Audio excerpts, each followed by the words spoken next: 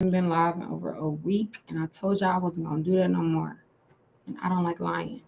So I'm 3 for 3 tonight. I'm going live on 3 platforms: YouTube, TikTok, and Instagram, because y'all always saying I'm leaving one out. So I made sure I went on all. What y'all doing? I know it's late. I literally just got done shooting. I know it's freaking late. It's 10 o'clock in Texas. Where y'all at?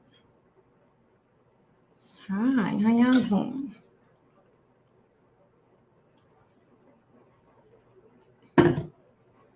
Yeah, you could just ask. Tonight is not specific to a topic. I'm not gonna be on here long because my voice is probably finna give out in a minute. Y'all know how that go. I literally been filming since like almost 7 a.m. What you mean? What happened? Y'all in Houston? Okay, so y'all on the same time zone as me. I have a question, y'all. So I'm in Dallas. For those of you who do not know, I'm in Dallas, right? So I've been here a year. I'm like establishing myself in Dallas, and one of the things that I've noticed recently was like literally every single time I leave my home, I'm running into one of y'all. Like 1, 2, 3, 4, 5, sometimes 6, like literally. And I realized how many of y'all is in the DFW area. So I have an idea. I want to throw a brunch this summer in Dallas. And it's just like a networking event where, fellow entrepreneurs, especially my black female entrepreneurs. It's a lot of us here. So in my opinion, I just see no reason for us not to be networking, exchanging resources, connections, information, helping each other grow, supporting one another. So I'm wanting to throw a brunch in Dallas. So I don't know how like big it can be because I don't do live events. Like I attend them, but I don't host events. So this is new to me. But I'm like, I just can't like just sit here knowing I'm surrounded by so many like-minded individuals and not want to like connect with them, talk to them. I just want to meet y'all because I just feel like we've been talking through the internet for years. If you've been following me since 2018, when I first started the Road to 750 group, we've been talking for years, for 5 years. So yeah, I'm gonna throw a brunch this summer in Dallas for sure. I wanted it to be like mimosas, bottomless mimosas. I want to have really good food. Every single time I go to brunch with my friends, the food is fire. If you've done brunch in Dallas, you know like the food is fire. So I want some fire ass food, drinks, and music. Like I want to dance, I want to talk, I want it to feel like a get together. Like I want it to feel authentically like I'm just going out with my friends and we're doing one of our Sunday fun days. So yeah, I'm gonna put that together or whatever, and I'm gonna let y'all know. But would y'all come? Would y'all be interested in coming? Because I kind of have to get a gauge on how large of a space to get. I don't want it to be like a conference, so like I want it to be intimate, like so that we can actually, speak to one another, talk to one another like human. I want it to be like no conference, no, like just chill vibe. You could be a chef. I don't know how I'm gonna hire an event planner, but inbox me. Yeah, I don't know nothing. I don't know nothing about throwing events. That's the thing. I don't know nothing about throwing events. But yes, in the DFW area, I see a lot of people saying they'll fly down. You'll come from Miami. See, I don't. Somebody's talking about do it in Houston. Listen, I'm local in Dallas. I'm a Dallas local. So let me get my foot in the sand before I start like going on tour. Yeah, like I'm gonna keep it to Dallas for right now. And if I feel like if it turns out great, why is Instagram acting up? Hold on, y'all. Let me put y'all on a different Wi-Fi network. Instagram always acting up.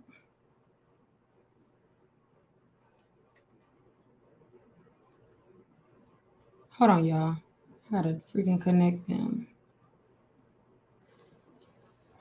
Okay, but oh shit. Let me go back to them. My bad, Insta. Excuse me. Okay, yeah. So what I was saying is yeah, I don't know how big of how large of a space to get, like how many people it should hold, because I do still want it to feel intimate. And it ain't gonna be like a credit class. I want to talk more than credit. I'm a businesswoman as well. You guys know I'm an angel investor. Like we could talk about all of that just to make sure we're all on point business wise, taxes wise, like all the important things. You're in Dallas and you're looking for a home and you want to know how that process goes. You can network and meet other real estate agents. I'll bring my personal real estate agent there. Um, just a lot of that, and also other women and men, but specifically women in other professions. Like it doesn't have to just be the financial industry. Like I just want business women. It's like an entrepreneurship networking event. So yeah, y'all gonna pull up. How far are you? Where y'all coming from? My statistics says I do have a lot of people kind of like in the Texas area, but I think a lot of y'all in Houston. Now that I think about it, I think a lot of you guys are in Houston. But I kid you not, every single time I leave my house, I see one of y'all. I see one of y'all. Chicago. That's from back home. I'm from the Midwest. So I'm from St. Louis. Yes, it's gonna be so fun. You do accounting? That's what I'm saying. We need all of it. We need all aspects of business because it's like when it comes to business shit, it's not just about credit. It's not just about payroll. Like it's so many freaking layers and facets to the business world. And especially like if you've been an entrepreneur for a while, or have started a company and it's grown, like the shit just is always something. It's like, oh my God, I was not taught about that. Like, whoa, I did not expect that. Where did this come from? So you literally learn as you go. And we need to be sharing this information and helping one another out because there's no rule books to this shit. Like we all gotta figure it out. We all gotta figure it out. Banking operation, love it, love it. I need people from bank. I need every industry. Car, I need people from the car, like the car industry, taxes, accountant, real estate agents, hairstylists. Cause I'm gonna need, yeah, hairstylists for sure. For sure. I had to work directly with my hairstylist and get her paperwork right. Cause a lot of times when you're handling Cash App, Zelle, and things like that day to day, and you are running a business, a lot of times y'all don't be setting yourselves up right in terms of paperwork. So then when you want to buy a house or buy a car, you like, I make all this money, but I don't have anything to show for it because I don't know where to start. You know what I mean? Like that's the type of things that we need to talk about. So it's not just about credit. So don't think you're gonna come for like a 4-hour webinar and me just talking. No, we're gonna learn about and just discuss all facets of business. I was gonna do one day. You talking about a weekend event? Girl, look, this is my first event. Let's start small. Let's start small. And then if it's successful or not, I maybe will do it again. Maybe we can even go to a little after party after the brunch. Cause like if you live in Dallas, like it start with brunch, then you go to a day party, and then sometimes you end up at a freaking night party, evening party. So, you never know what the date will turn into, but the brunch will be a set time. Yep, DFW, I'm in Dallas. If you yeah, if you get on the flight, if you have a business, that would be a business expense for sure. Will it be for people that's trying to be an entrepreneur as well? Yeah. That y'all are who needs to be in the building as well. I want veterans, I want rookies, I want people who are aspiring business owners. Everyone needs to be, not everyone, because like I said, it ain't gonna be a conference, but I'm gonna look at spaces. I'm gonna have my team start looking at spaces tomorrow just to kind of get a head count. You flying in, so you need a weekend, girl. You know what though? That would be kind of tight, like a brunch day. And then maybe we could have one day where it's like conference style. I'm doing too much. I gotta do one. Maybe that'll be the second one. Let me just get the brunch out the way first. And then we can do a weekend. And then we can do a weekend. Yeah. Let me get it because I want it to be right. I want like details. Like I want it to be right. So let me just handle the little small one first to see how it goes. How long does it take to pay off an auto loan? Hold on. How long does it take a paid auto? How long does it take a paid auto loan to fall off your report as open? So an open account does not have an expiration date unless it's a loan.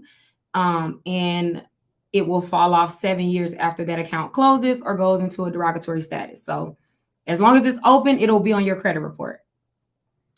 And the 7 year timer has not even began if it's still open. We're gonna need more than 4 hours. I think so too. I think it's gonna be like a all day type of thing. It's still reporting open, but it's paid off. So if you've recently paid it off, they can take up to 90 days to report it as closed. I'm not sure how recent you've paid it off, but yeah, they can take up to 90 days. Can you explain Credit Academy? I sure can. So what Credit Academy is it's my first one and only membership where I will teach you how to properly repair your credit as well as rebuild your credit and just about credit in general. And then you just get different perks like free webinars, discounted admission to like any events I throw. For example, if some of the Credit Academy members are in Dallas, you guys will have early access to it and all of that. So yeah, I personally am your credit coach. We have a system that will read your credit reports, differentiate the differences between the three reports, give you the best way to challenge each account, do it ethically. And then also you'll be learning as well while you are repairing your credit, how to rebuild your credit, because those are two separate journeys. And a lot of times people only care about the repairing part. So they'll get everything deleted off their credit report. And they're like, why I'm still getting denied? Why is my credit score going down? Why my credit is not growing? And it's simply because all they cared about was removing accounts, when adding accounts and having positive reporting accounts is what actually causes you to have good credit. You don't have good credit for having no credit. You can wipe your credit report clean. You could get rid of every collection charge off, late payment, and then you're left with just no credit. You have to build credit, and that's the main ingredient to having a healthy credit profile, a great credit score, high credit limits, access to a lot of capital. Like, you have to set your profile up correctly, and 99% of the times that's what's wrong with credit repair. Like, anyone can be a credit repair specialist, and this is no shade to anyone, but it's easy to Google a letter and send it. It's easy to send dispute letters that you didn't heard worked from your mom, cousin, brother, sister. That doesn't take much skill. What takes skill is knowing the laws, number one, when they are applicable, and also how to phonetically address it, because you shouldn't be disputing online. That is, you're literally giving up some of your rights, making it harder for yourself down the line. You're like playing Russian roulette with your credit by disputing online. The Credit Academy, backed by FCRA attorneys, everything, I can't stress this enough, everything is legal and everything is ethical. Y'all be taking penitentiary chances trying to improve y'all credit, listening to people who don't have good credit they damn selves. They may have a good credit score because they probably added a few trade lines. That is not considered good credit. You can have an 800 and not have any borrowing power because maybe you just only have trade lines on your credit report. No, ma'am. You have to build your own credit in order to have access to the real funds. That's it. But yeah, that's what Credit Academy is. It's still, Credit Academy is only 3 months old, and I'm so proud of it so far. Like, it's only 3 months old, and I gotta start posting some of the testimonies. I got like a whole folder in my phone of just the testimonies. But I've been trying to like give it 6 months before I really go heavy on the promotion, just so I can have my results. Cause y'all know how I am about my results. I'm never gonna claim nothing. If I say it, I mean it, and I can show receipts for it. So I was trying to wait 6 months before I started kind of really heavily promote it. But yeah, it's around now. It's $39.99 a month. It's no contract. You can cancel at any time. If you just need to use the system to send 1 round of letters, 2 round of letters, or maybe learn how to build your credit real quick, you can pay $39.99 and cancel the next month. I don't care. I'm never gonna argue with you or even try to give you a hard time with canceling. We make it very easy. Anyone who's in Credit Academy can attest to that. We don't make it hard for you to cancel. We don't want you to sign up for the membership and then you just think all you're gonna have to do is send some letters and then that's all you got to do to build your credit. No, we building credit. So there's actionable steps that you have to take. You have to attend the webinars. If you can't attend them live, you have to dedicate time to watch them later so that you are learning. I don't want anyone in Credit Academy that is not committed to actually learning. Anyone can repair your credit. Anybody can wipe your credit clean.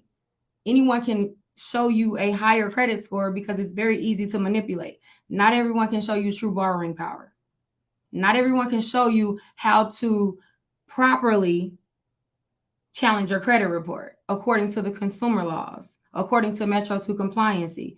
Not everyone can tell you that. Not everyone can tell you when you have a case on your hands and you can potentially win some money because your rights are being violated. So it's a full program. It's not just a one credit repair type of thing. No, it's a full encompassing program.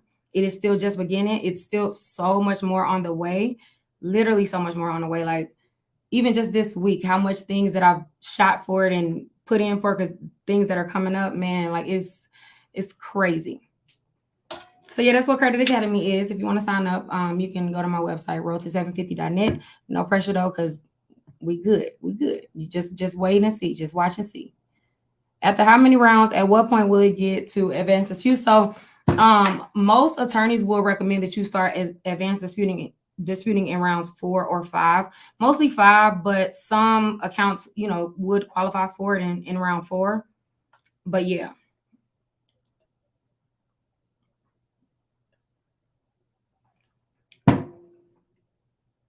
How does Credit Academy tell us if we have a case on our hands? So if you well, here's an example. So if your credit report is reporting you as deceased, right?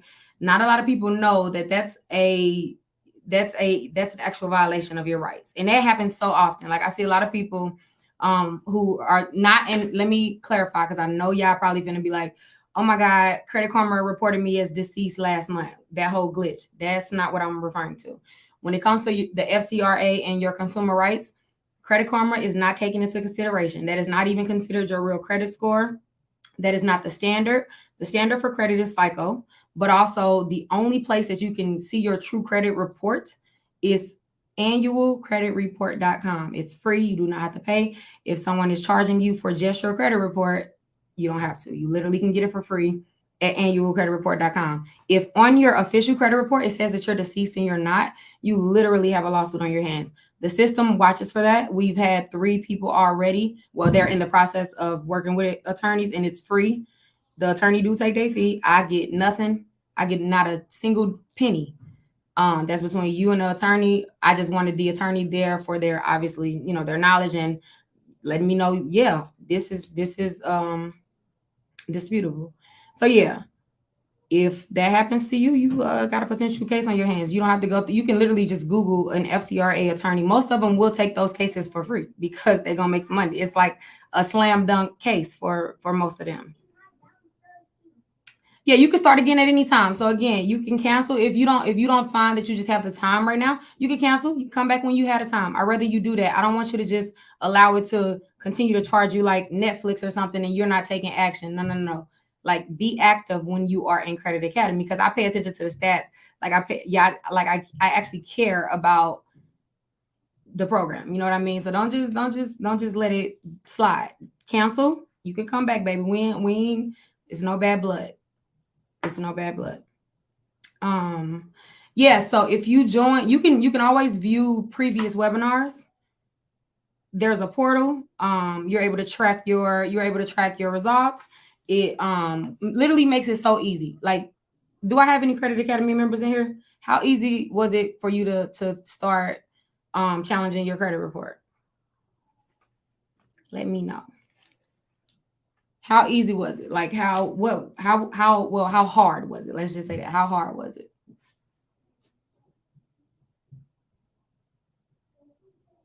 Exactly. So easy. The letters are already addressed for you. If you uploaded your ID in proof of residency in the portal, everything is already addressed. All you gotta do is put it in the envelope and drop it off. You do have to mail your own letters, and that's by design. When you hire people and you have in that address or zip code is sending so many dispute letters for different consumers, a lot of times the credit bureaus will try to ignore that and claim it's not you and stuff like that, and they'll still try that regardless. But you mail your own letters so that the zip code from the distributing post office matches the address on your credit report, which also kind of validates your dispute a little more. So every little thing that Credit Academy is already is by design.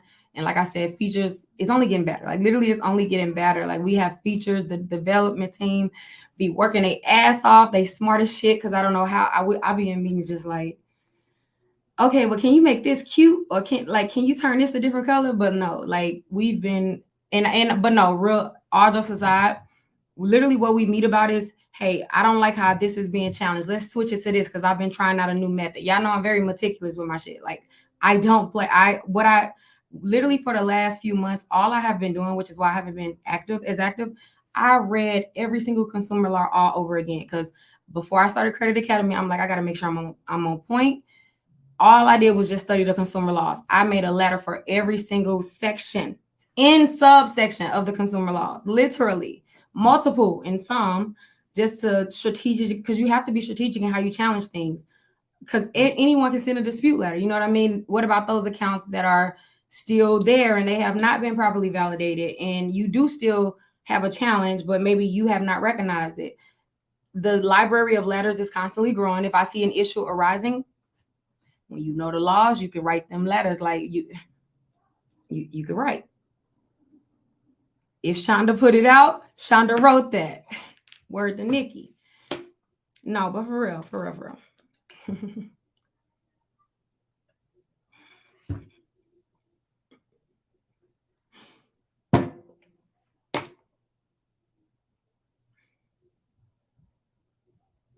Yeah, so that is the only thing that matters. The updated reports are the only thing that matters. What the credit bureau sends you is a bunch of blah blah blah trying to make it sound better than what it is.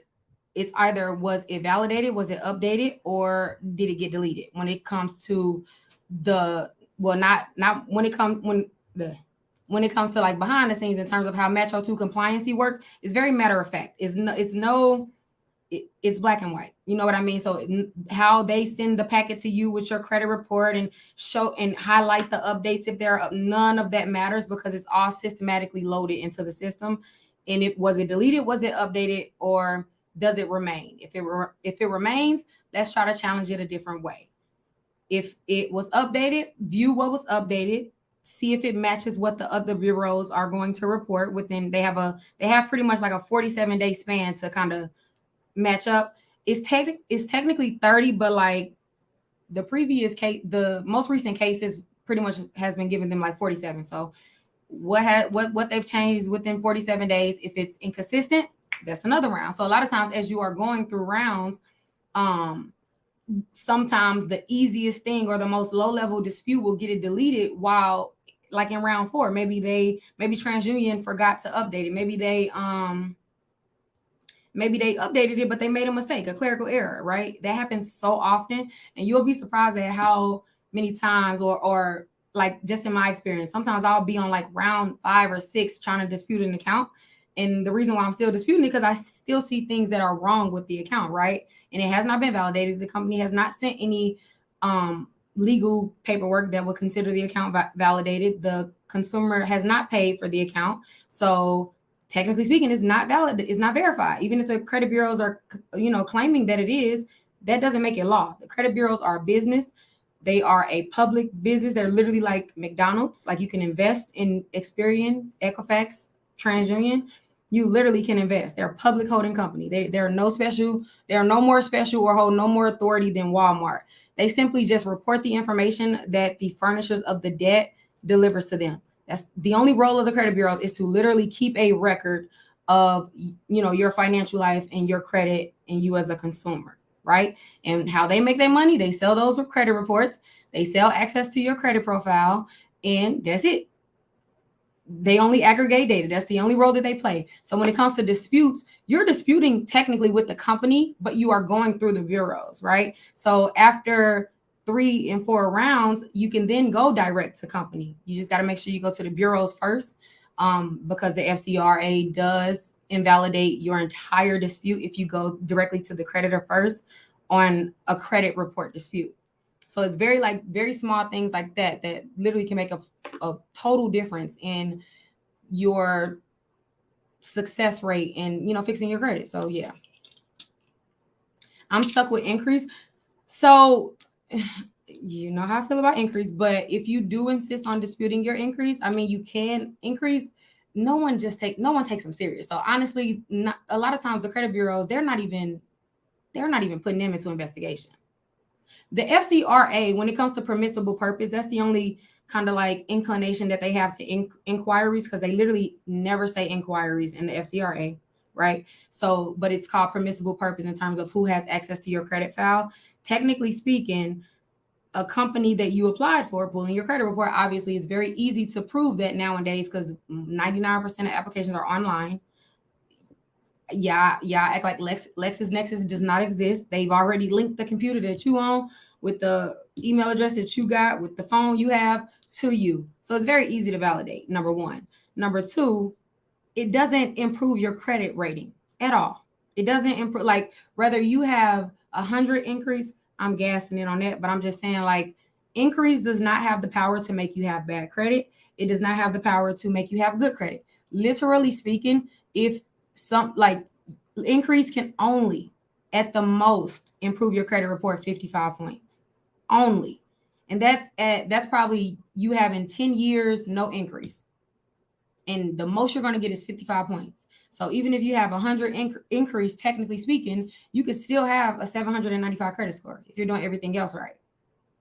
So when you are disputing these increase and then they delete them, you're what are you going to get out of that? 2 points, 1 point? If that, the points is not what matters. That's not what causes you to have good credit. It's your credit profile. So it did not improve your credit rating. You're not going to get approved for the credit card that you've been getting denied for just because you got that inquiry deleted.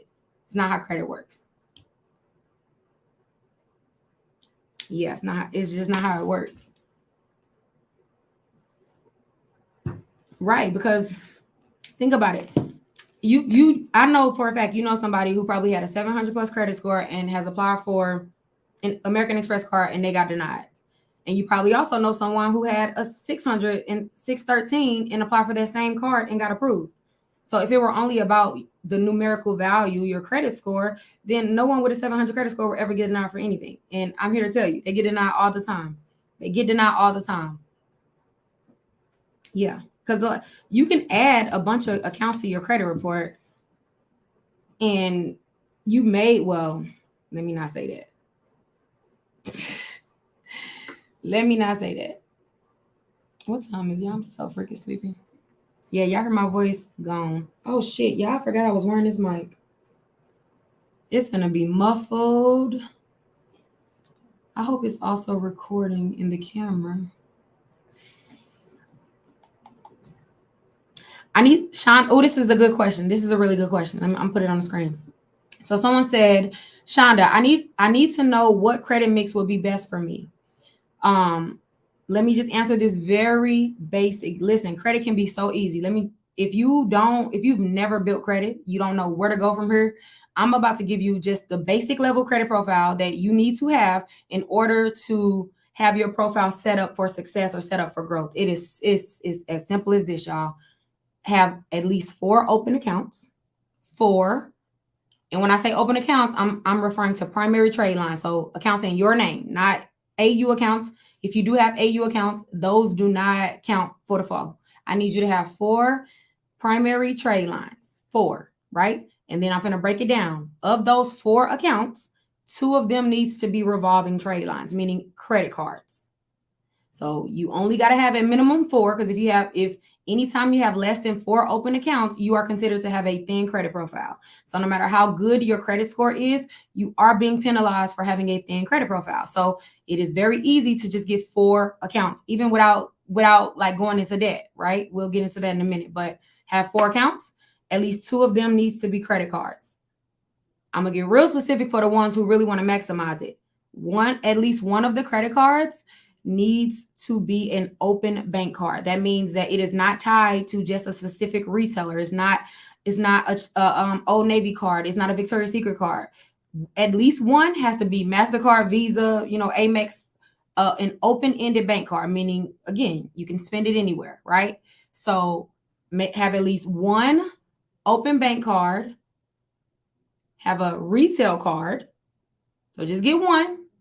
You don't need more than one. You technically can just get 2 open bank cards, but you will get like a little more points if you have a retail and an open bank card, because credit mix, right? So then the third account, I need you to get a short-term installment. A short-term installment is just any loan that is under 36 months. So self it's a lot of companies. I need to actually pull it up, but Self does it, Credit Chime Builder does it, Navy Federal does it. They're called credit builder loans, or Navy Federal calls it, I believe, their pledge loan. It does not have to be a specific amount, as long as it's over $250. It counts. It's good, right? Make sure it's under 36 months. So most people just do 12 months. Some people do 24. The good thing about those credit builder accounts is you pay into it every month, like $25 or something like that. And then at the end of your loan term, so like in a year, or if you chose 2 years, they're going to send you the money back. So you are literally saving money and building credit at the same time. I'll put up a list on the Instagram, and I'll make a video of the companies that you can go to, like that does not require a certain credit score. But yeah, have a short-term installment and then have a long-term installment. Now you can get by without the long-term installment. You just need to add another credit card, or you can add 2 short-term installments. But it would maximize it if you do have a short-term and a long-term installment. So y'all got that? Y'all got the 4? Oh, and then the 5th rule is keeping your credit utilization under 10% consistently while you are building credit. Consistently. I'm not saying you can, like, you don't, that does not mean that you're only limited to using 10% of your credit limit. That's not what that means. It's not how you use a credit card. How you've been taught to use a credit card is wrong on so many levels.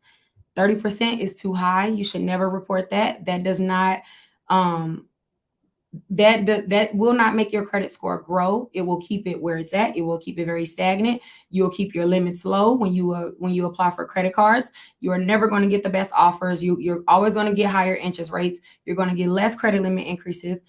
All around bad idea. Your credit score is going to decrease. So there's not a single advantage to reporting a 30% utilization outside of just saving yourself before you float. Like if you are in a position where you literally cannot afford to report under 30%, I'll take 30%. I understand.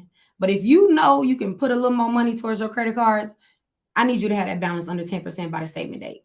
You got to understand at this point, anything you spend on that credit card, you need to have the money to pay. And that's just it. Credit cards are not your money. You got to pay it back. It's really as simple as that. I don't know how else to say it. Also, statement date versus due date. There is a difference. Both of them matter. Your due date on your credit card is when you need to meet at least your minimum payment by, so that you can avoid any late fees with your bank or anything like that. What's also important about your due date is, as long as you pay your statement balance or zero out your balance, you will not pay any interest on your credit card. I am team no interest. I don't like paying anything. I don't like paying a dime over what is owed. I'm very frugal. If I have to pay even a penny in interest, I'm aggravated. I'm annoyed. So I'm a person that does not pay interest on my credit card. How I do that is I make sure that by my due date, my balance is at 0. And then my statement date comes usually about 1 to 2 weeks after your due date. The reason why the statement date is so freaking important, so effing important, is simply because the statement date is when your billing cycle closes, right? So it's done. The billing cycle for that month is done. Any transactions or payments you make towards the credit card after your statement date goes on the next billing cycle, right? What's so important about this date is, on this date, your account is recorded, right? So the status of your account, the balance on your account, and any payments that you've made. What gets sent to the credit bureaus is the balance. That's all they get. The credit bureaus are only notified one day in every month on how you're using your credit card. They're not monitoring how often you spend it. They don't know. They don't care. That's none of their business. The only thing that the credit bureau cares about is how much you did not pay back by the time that billing cycle ended. A credit card is supposed to revolve, guys. It's not really supposed to be used how it's used nowadays. Like, you're supposed to cycle your balance, meaning you spend your credit card and then you pay it off, right? That's always the best way to do it, just to spend it, pay it off. You need to have a daily card so that you can use for all of your daily expenses. There should not be a single time you are swiping any piece of plastic or metal, depending on how fancy you is, There should never be a time that you should be swiping any plastic or metal and you are not benefiting from that. You are not getting cash back. You are not getting points. We do too much goddamn shopping to not be benefiting from shopping. Like, if you are still using a debit card to shop, come join Credit Academy so I can yell at you and not feel bad about it. But you gotta have credit cards. If you want good credit, you have to have credit cards. There's no way around it. There's no loan that you can get that's gonna replace what a credit card does to your credit profile and score, to your borrowing power, all of that. And by the way, guys, the next Credit Academy class is a home buyers master class. I'm tripping. The home buyers master class was uploaded like last week, but the next class is well, it ain't all Credit Academy in here, so I'll hold that. I'll hold that thought. Is there any way to avoid my credit from dropping after removed as an AU? So no, you lost credit age, but I mean, that's why you need to build your own credit. AU accounts are temporary and they only have a limited impact on your actual profile. Even if Credit Karma makes you believe that your credit score is just increasing so much and all of that, even if your score does increase, your credit profile may not have increased. Your borrowing power may not have improved. It all depends on, what else is on your credit profile. What I'll say is, because I'm not anti-trade lines. Sometimes it makes sense. And you got to know, when my kids turn 17, their asses is going to be on my credit cards and they will have a 700 credit score by the time they turn 18. So of course, utilize them. However, understand that there is a difference between a primary trade line and an authorized user trade line. They mean different things to your credit profile. The credit word or responsibility is different. You have no legal responsibility to that card. Therefore, the bank does not or cannot really use it to assess your true borrowing potential. Like, they don't know based on what old boy done done with his credit card, what you gonna do. They got to know what you do. So they need accounts that you are responsible for that are in your name, So yeah.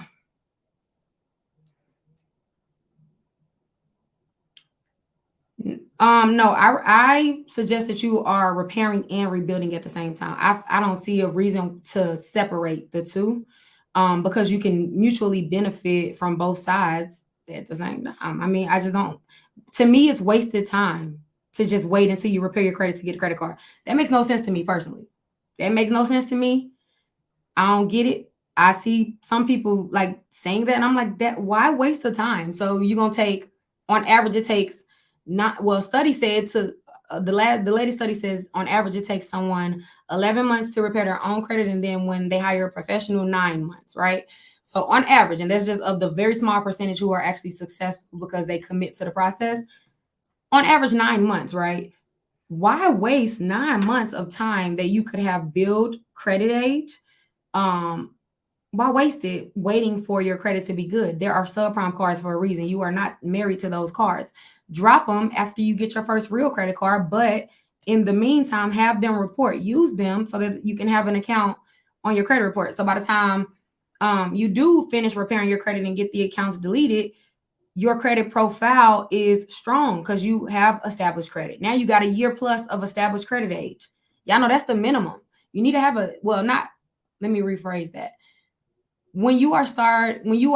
You'll begin to be taken more seriously, I'll say that, by financial institutions after you have at least 12 months of personal, history in terms of homes, cars, and everything, right? So obviously with more experience, you improve. But the year is sort of like the floor. Well, not the floor. How can I say this? A year is sort of like the pivotal point of when you will probably start to see, as long as you are building your credit and not getting derogatory accounts, but that's when you'll start to see like more quality offers. You have more borrowing power. Now you can talk a little funky. You can email, like, one thing that I do with all of my credit cards, every single year, I'm asking them to lower the interest rate. If I have went 12 months with no late payments, 12 months with great credit history, great repayment history, I see no reason for me to still continue to pay an interest rate the same, or it not improve. Even though I don't even pay interest, I still be complaining, because what happens if I do need to carry a balance? I still don't want to pay a lot. So definitely advise y'all to do that. If you in Credit Academy, that letter is posted in the group files. Go and send it now, or tomorrow. Yeah, so no, hell no. I do not. Someone said, Do you also wait a year to ask for a credit limit increase? I wish I would. It depends on what card. Some cards I ask every quarter. Some cards I ask twice a year. So like Chase, I typically ask them like twice a year. American Express gonna get at least 4 requests from me every year because they're the best, and they're gonna come through every time. As long as you're doing what you have to do, they're gonna come through. City, I ask them 2 to 3 times a year. It kind of like depends. But yeah, I'm constantly asking for increases. Yes, I want it. I want it. Yeah, you get more capital. You can use there. I mean, that's a whole different conversation. What you can do with your credit. I mean, you'll be surprised. Anyone in any if you ever speak with anyone who knows about money, I'll just say that they'll tell you number one thing is the power of credit. The power of credit. Do not let anybody lie to you and tell you that credit is not powerful. What is not powerful is how we've irresponsibly managed the credit, right? I don't know about y'all. I know about a lot of y'all because I'm sure we grew up the same. In my family, credit cards was off limits. It was like, oh, that's bad. Don't do that. You're gonna get into debt. So I was scared of credit cards. I thought they were bad until I became an adult and I realized, wait, oh, so when I need a car and I don't have any credit. So now I have to pay 26% interest rate, on that car. Or dang, my job ain't come through and I could use some funds right now. I can't go get a loan. And if I do go get a loan, it's predatory. I'm paying 300 percent interest rate, right? So everything you do as an adult is more expensive if you don't have good credit. From turning on your damn utilities, paying a deposit, having to pay at a higher rate. Everything as an adult in the United States, because we live in a business. We don't live in a country. We live in a business. You are a number to this country, right? So your value, unfortunately, is placed on how you appear in black and white in this country, and it just is what it is. So you either can play the game or you can get played or sit on the sidelines. Not everyone is going to want to deal with credit, and I get it. I'm not going to be the one to convince you either because I wouldn't care. But what I will say is if you are dealing with credit, do it responsibly. Learn the game. We can't change it. 90% of the credit laws and how the credit system is ran, I don't understand, and I've studied it. Not that I don't understand. I know for a fact it just does not make sense, and it's counterintuitive. Like, it's stupid. I don't agree with it. However, I can't change it, so I either learn how to play the game or I get played.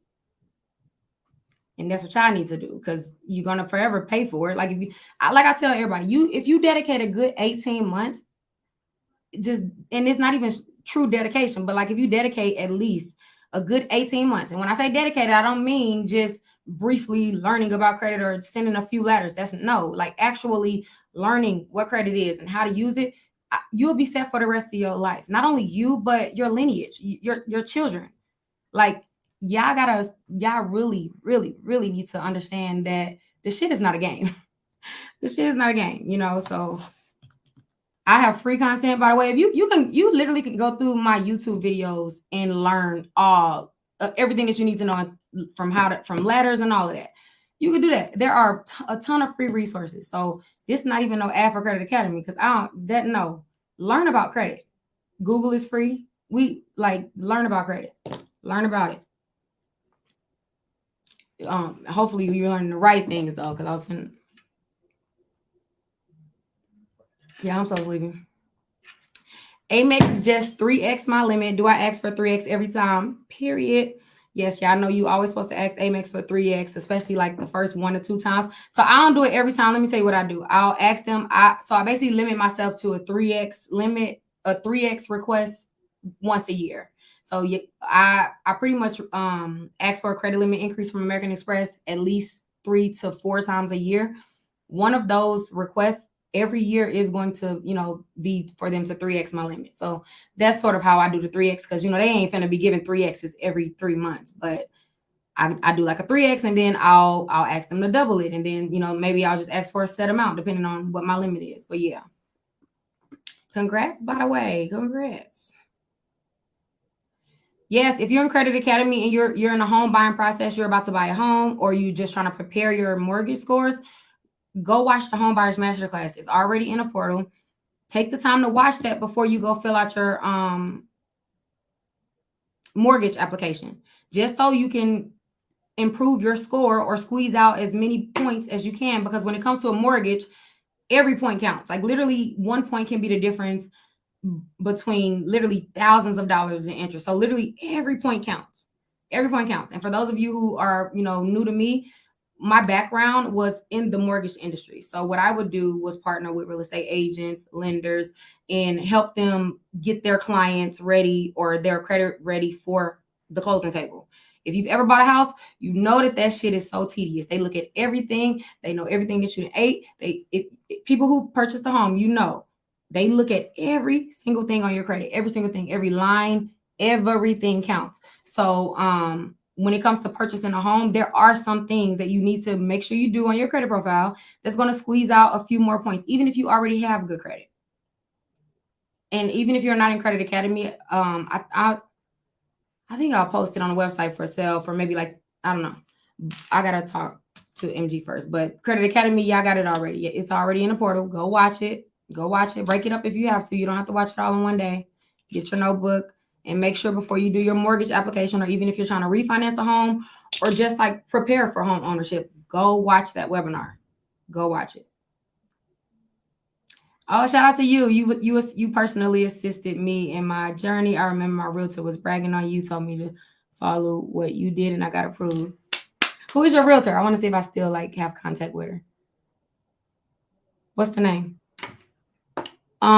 Yeah, if you're in Credit Academy, it's free. Yeah, Credit Academy is still, you can sign up for Credit Academy. I don't have that listed on my website. Credit Academy has the updated letters and all of that. The website does not.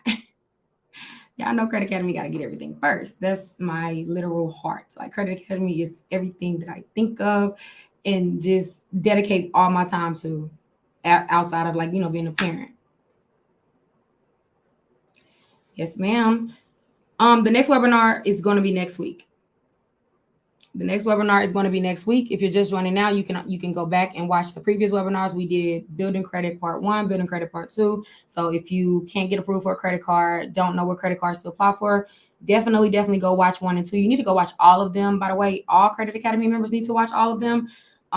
But I do recommend that you watch the Building Credit webinars. There are 2. And also, if you're trying to purchase a home, the Home Buyers Masterclass. And then in your free time, watch the third-party consumer reporting agencies. I forgot the exact name, but watch the LexisNexis one as well, because that plays a major role in a lot of your financial life. So yes, and the next webinar is going to be one that a lot of people are requesting in a group. If you're in a Credit Academy group, because by the way, when you remember Credit Academy, we have our own little, private Facebook group, not the Road to 750 group. That group, yeah, I know there's 400,000 members in there. No. We have a way more concentrated group just for Credit Academy members. I'm trying to refinance my house next year, and my goal is to be a 750 credit score. Shonda, I have not had. So what are you doing, Ashley? Let me look at. Actually, I can't. Shit. Comment on the page right now and tag me, so I can remember to do it when I'm offline. Because I can't pull up another screen right now.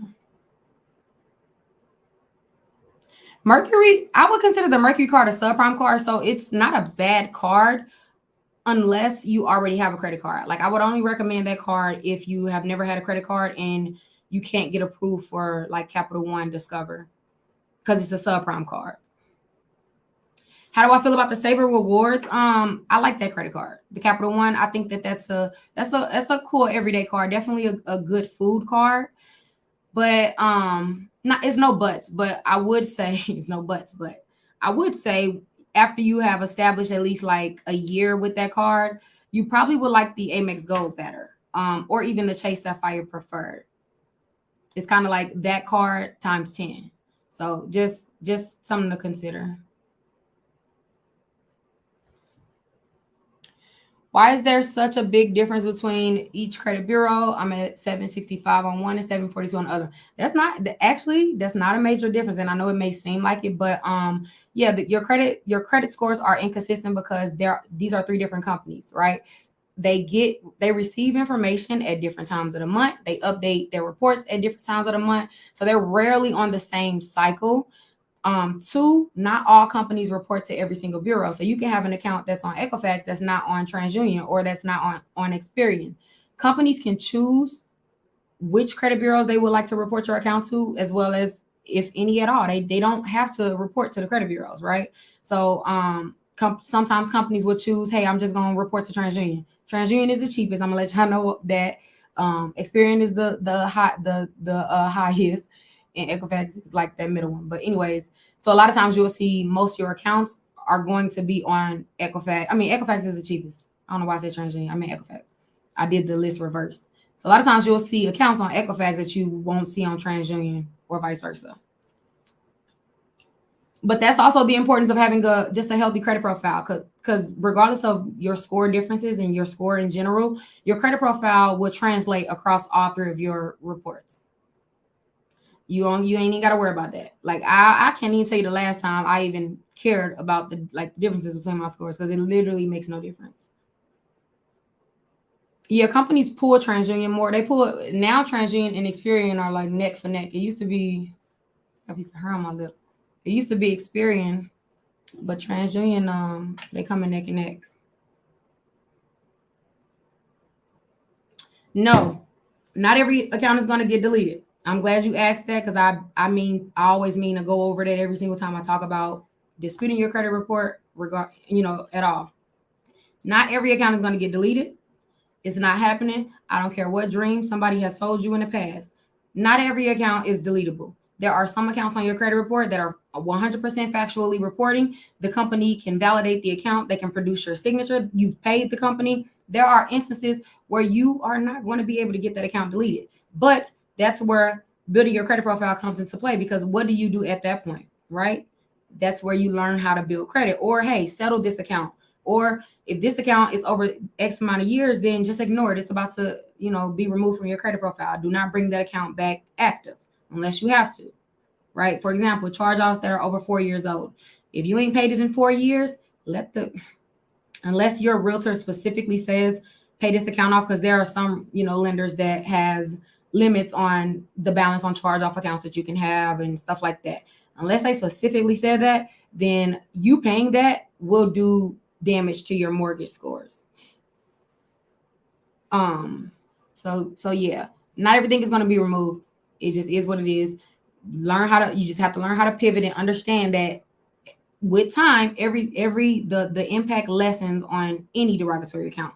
So sometimes all it takes is for you to continue to build your credit profile, and then before you know it, that account is not even, it literally has no impact or very small impact on your credit score, because the majority of your points are being carried by the positive payment histories that you are reporting, the positive accounts that you're reporting, the low utilization that you're reporting. That's how you counter bad credit.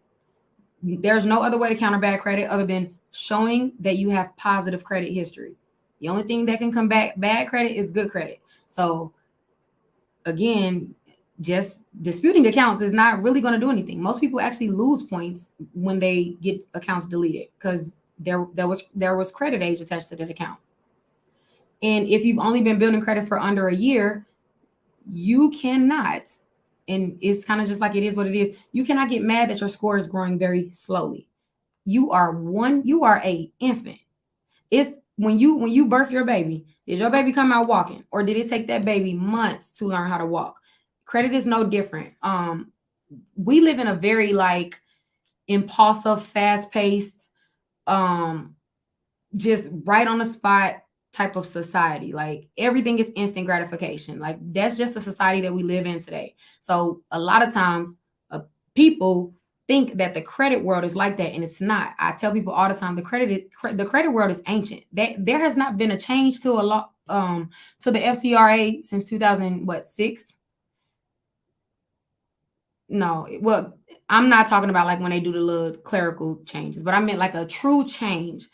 The credit world is still operating in 2002, 2004, 2006. Your mortgage scores are literally from 98, 2002, and 2004. Your mortgage scores, they are literally operating on how the credit system was ran when FICO 2, 4, and 5 was out, which was in, like I said, 2006, all of that. It's still being operated on those principles. This is why if you have a $30,000 credit card, your mortgage score ain't even seeing it. A lot of people don't even know that. So this is also why if you have a charge card like the Amex Gold card, the Amex Platinum, and you even have $1 on that card when you apply for your mortgage account, your mortgage score is viewing that card as maxed out. It's literally viewing, I'm talking, you can have $1 on a gold card, and your mortgage score is going to penalize you for maxing out that card. And it's simply because in 2003, people were not running around with no limit credit cards. Like, that was not a thing. So the credit system did not recognize that yet. People were not running around with $30,000 credit cards. Credit was not as, popular as it is now, right? So the systems change over time. Credit scores change over time. Where right now, the latest credit score is FICO 10T. That just can't, that hasn't even been out a year yet. However, your applications that your lenders are pulling, they're pulling old versions of your FICO score. So you have to understand that your credit profile and how you have to set it up and the time that you have to dedicate to it, you're not going to get instant gratification off it. I don't give a fuck how much people are trying to sell you a trade line. It does not matter. That's not your credit. You have to build credit. You can keep trying to shortcut your way to it, and all you're going to do is rob Peter to pay Paul. You're still not going to have high credit limits. You're still not going to have the true borrowing power that you can have if you just can be patient and build your credit. Just build your credit. Like, it's no shortcuts. Just do it. Complain along the process all you want. You can complain. I'm impatient as fuck. I get it. But what can we do about it? What can we do about it? Nothing that you do under a year in terms of credit and on paper is considered consistent. So you just starting to build your credit and you already mad. Like, well, I had this credit card for 3 months and I've been reporting the utilization. Why my credit score ain't 700? You think off 3 months, you finna get fully credited everything that you earned because you've done something for 3 months, but you've had 7 years of poor financial decisions or poor financial accounts that are also on your credit report. So you think 3 months can undo 7 to 10 years of bad financial mistakes. Like, we have to manage our expectations when it comes to credit, or all you're going to do is try to repair your credit, and then you're going to give up, and then you're going to be pissed, and then you're going to feel like, oh my God, I'm wasting my time, I'm wasting my money, and then another year is going to pass, and then you're going to say, I'm going to fix my credit next year because I'm going to buy my house next year. For real, I'm going to pay that girl to send these letters. Like, for real, she did my friend credit. I'm going to do it this year. On New Year's Eve, that's going to be your New Year's resolution. And then another year is going to pass because all you're going to keep trying to do is throw money at the problem or shortcut your way to the issue. And your ass is just going to be in a cycle, and that shit is tired. I'm tired talking about it. I'm tired thinking about it. Like, it shouldn't be stressful. It really shouldn't. It just takes time. That's the most stressful part about credit. It takes time. And hey, nothing we can do about it. Exactly. They be wanting overnight results. And it's because of how credit repair is seen on the internet, and how everyone pops up and say, I can do this in 30 days. And so I get it. If you don't know about credit, you just may not know. You may not know. And unfortunately, it may take you a few times of, getting scammed, getting your money taken, being promised unrealistic results before you realize, like, okay, let me just do it. Let me just do it.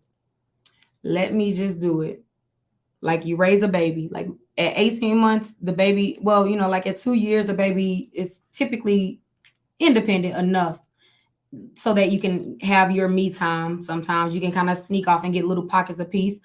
My parents know this, even if you've been around a child, that first year, especially, but first 18 months, it's just like you're not yourself anymore. Like, literally the only role that you have in life is being a mom, because it just consumes every aspect of you, and it just takes that time. But you are rewarded with that child that you brought into this earth, that you've molded, that you've taught for the rest of their life. You know what I mean? So, and that's how credit is. If you just take the time to do the shit, you can benefit from it forever. You're gonna have a credit score forever. It ain't going away. They never gonna stop making money off your ass. So you might as well benefit. It just is what it is. That's my favorite thing to say. It just is what it is. Because honestly, it just is what it is. That's the approach I take with everything in life. It is what it is. Okay. Oh, that happened. Okay. What we gonna do next? It is what it is. Y'all should start doing that. Ever since I read Four Agreements and I've adapted that mindset, I swear to God, I do not be stressed. My mom told me the other day, she literally was like, "How do you not get stressed?" Because it was something major that happened. And I was just like, what am I going to do about it? What is stressing going to do about it? What is me sitting in my room daunting and thinking about things that has already happened or something that I can't control? What is that going to do? Nothing. So, oh well, move on, figure it out. Yeah, I'm a very solution based person, but I mean that would make sense though. Look at my career. I literally find solutions for financial issues and credit issues. That's my career. No, I used to have a 400 credit score, 413, 413, 412, and I think 403. Probably lower than that at one point, but that's when I actively remember like, oh my God, I'm in deep shit. I don't know why is these people saying I can't get no car? I need a car. I have a newborn child. The Four Agreements. Is it? It's right. It's I think it's one of those. Nope. It's not in here. Oh yes it is. Yep, right here. On the end. The Four Agreements. This is one of my favorite books ever.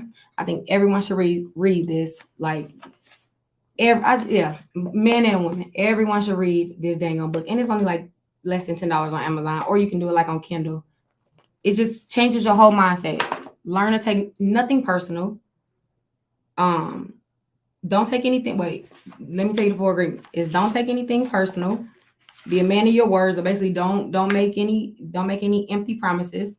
Always do your best. Everything that you do, you need to put effort in. How you do one thing is how you do everything. And I realized that I used to be in denial. I used to say no because when I do this, I put more effort. I promise you, how you do one thing is how you do everything. If you spend 2 weeks and you give your all to every single thing that you do, from the smallest task in your life, like if you're making a coffee, go all out and make the coffee like Starbucks. Google a goddamn recipe and make a Starbucks coffee. Put effort into every single thing you do in your life. I promise you your life will improve in all aspects. Mentally, emotionally, spiritually, physically. Just do it for 14 days. That changed my life, like literally. How you do one thing is how you do everything. And it really is true. It really is true. I just got approved for a Capital One Saver, 0 annual fee. Congrats. I want to close Merrick. It's not my oldest car, but it charges so many fees. Good idea. Yeah. That's one of those cars that definitely has to go as you move on to the next level in terms of your credit. I would say, yeah. I would say though, before you close it, make sure that you're not trying to apply for anything major within the next 90 days. So a house, a car, or honestly, any other credit cards. If you know you want a credit card already, apply before you close that account, because you may temporarily lose about like 10 points or so. No big deal. It didn't do much to your credit rating, but just expect it so you're not pissed off when it happens. I'm just letting you know right now. Yes, you may lose a few points, but you'll bounce back. It's a temporary drop. So yeah, just so you know what to expect. Not applying for nothing else, and that's even better. That's even better. The book is The Four Agreements. What are some other of my favorite books? Oh, girl, don't get me to talking about books. We'll be talking about. Look, I'll show you guys a list of so when I turned 29, I made a goal to read 30 books by the time I turned 30. I did it really like 4 months after my birthday, so I only had about like 7 months, and I wanted to like force myself to do it because I just realized that I was like buying books because I love books. I've always been a reader, but I was like making excuses for why I couldn't do it because I was always busy and I'm always on a flight and I'm always this. And I'm like, no, before I turn 30, I'm gonna make a personal goal to myself to read 30 books, and then I'm gonna show y'all the list. And let me see, where's it at? Okay, here we go. Literally recommend all of them. Well, mostly all of them. Let me share my screen. Oh, I can't. Let me see. Shit, StreamYard blow me every time. I be really thinking. Oh wait, I think they're gonna let me do it this time. I think they're gonna let me do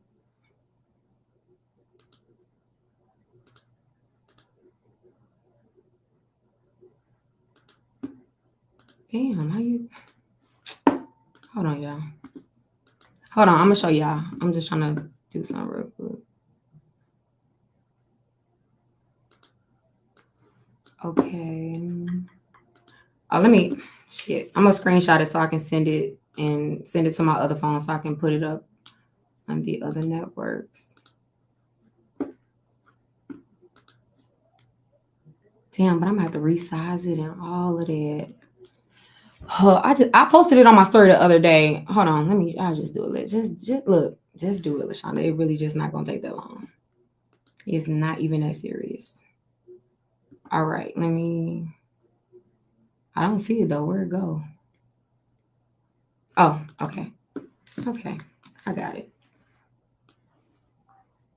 Yeah, the live is about to pause because I have to airdrop this so I can put it up there. So give me about 10 seconds. Where my airdrop? Oh, okay. All right, so it's gonna pause, y'all. Just FYI.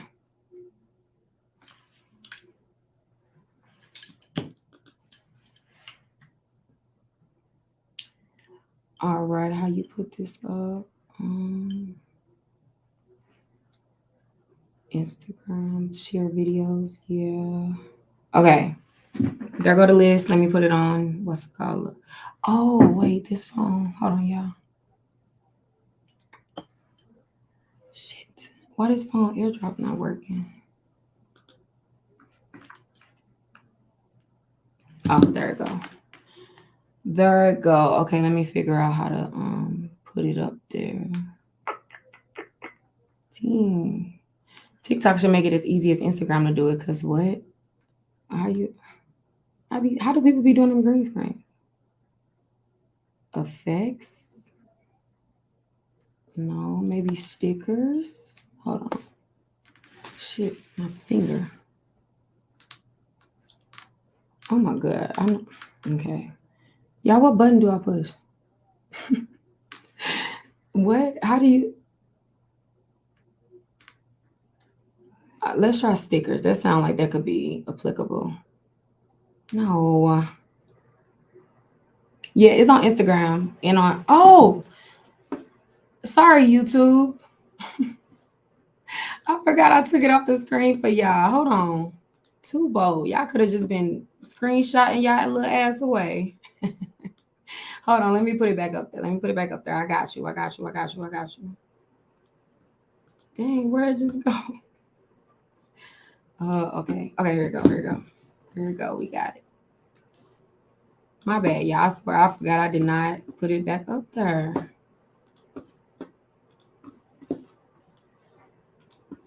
Oh, wait. So y'all are.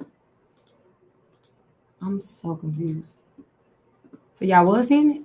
So why somebody said they couldn't see it? I am confusion.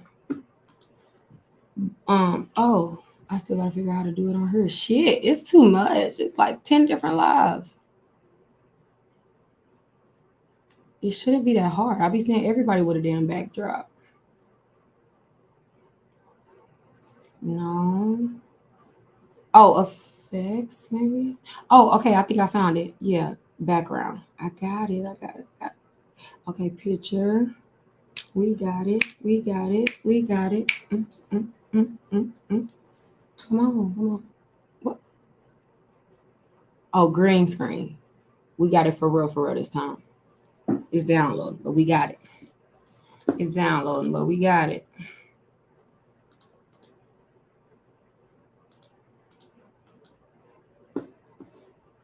Why does it keep doing it?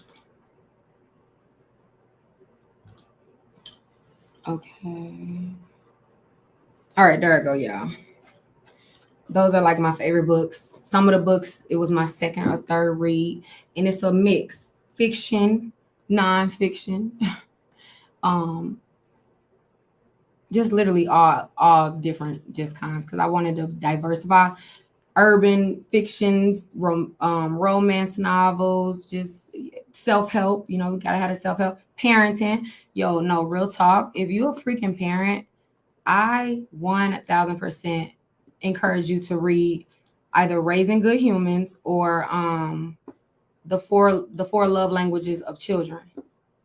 I really encourage every parent to read it. Like truthfully, man, probably the best decision that I made. I felt like it changed my entire just dynamic as a mom and just like with my kids. It just really just makes you look at parenting from a different aspect, and then it makes it easier for you to be like patient in times that they doing a little much. It just makes it easier. I don't know how it explains it. Advice that it gives is very like easy to implement. Like I recommend that 100%. Or even Raising Good Humans. Let me move the banner so y'all can see the whole list. Well, actually, I can.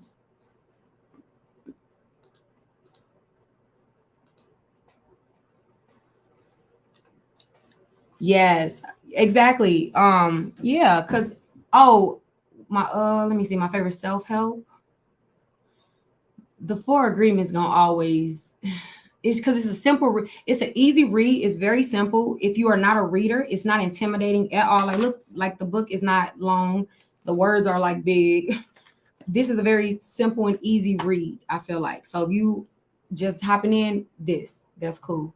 But if you want like a romance novel, the best romance novel I read, um, um, 7 Days in June. It has to be up there. Maybe it's top three somewhere. 7 Days in June.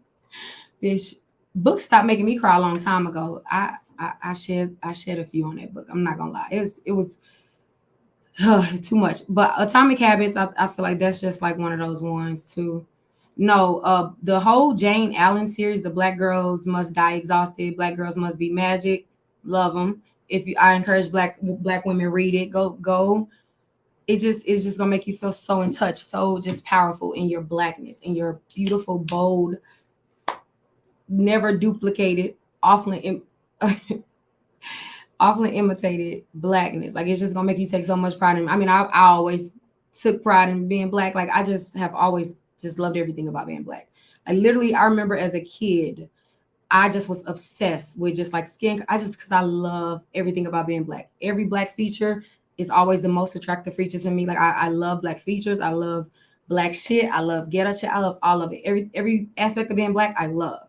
But that book or those books made me look at it from more of a lightweight, delicate, dainty sort of way and take pride in it in that aspect, because to me, blackness is rawness, it's boldness, that's what I have correlated blackness to be like my whole life, because that's been my black experience, my people, how I was raised, and I loved everything about it. But those books made me fall in love with the other side of it. So yeah, we ain't even talking about credit no more. But yeah, I'm a nerd, y'all. Oh, what book I'm reading right now? I would go get it because you would think I'm capping, but literally the Bible. I've never read the Bible, y'all. And, of course, you do Bible study in church, but I would be lying if I said I understood the Bible. I have been reading the Bible, y'all. So I'm doing this. Damn, I wish I had it up here, but I'm doing a 52-week plan to read the Bible. So it's like a book that I got off Amazon for like $8, and it literally guides you through reading the Bible, and it makes it so easy and digestible. Because I was like always intimidated by reading the Bible. Like to me, it used to be like that's like reading the encyclopedia, and it would be like I know God, and I feel like I have a relationship with Him, baby, baby, baby, baby, baby, baby. Read the Bible. Number one, not only did I not know it was juicy, why was there so much drama? Like I swear to you, I be in the Bible literally into those stories like I be in like my other books. You will be surprised. You will be surprised. And then it also just makes just so much makes sense. Nature, how people act, human interaction, the bad, the yang to life. Like it just makes you look at it just look at it differently.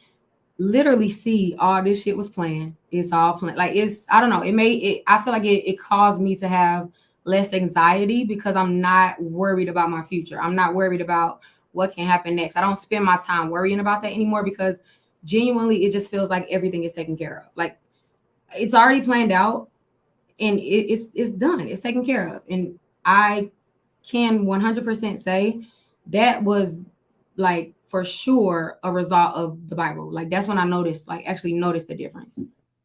because you just realize like we just a vessel that God is living through. Well, if you connected, but if you're not, hold on, let us have our little moment. But yeah, I went to church my whole life, and I have not had a relationship with God. I didn't know God. I thought I knew him. I knew of him. I knew what everyone else told me. I knew how to pray. I would pray out of routine before I eat, just because as a kid, that's how I was raised. But I didn't know what I was. It literally was just out of habit, you know. But now it just makes sense. It just makes sense. It makes my whole life make more sense. No, it's 52 weeks. Oh, they have a 32? I would have did the 30. Move my head. Oh, my bad. I would have did the 32-week one, but I want to be realistic.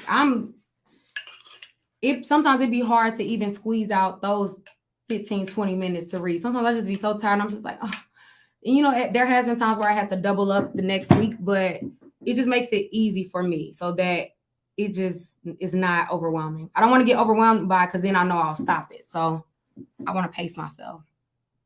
But I am reading another book right now as well, but that's like my main book. No, I'm reading King James. I'm reading the King James one. It's on Amazon, y'all. I need an Amazon storefront. Because if y'all see how much shit I bought Amazon, but it's called, literally, if you Google 52 weeks Bible study or 52 weeks to read the Bible, it's up there. It's like one of the first ones that pop up. I'm 30. I turned 30 in November last year. Who am I doing? Oh.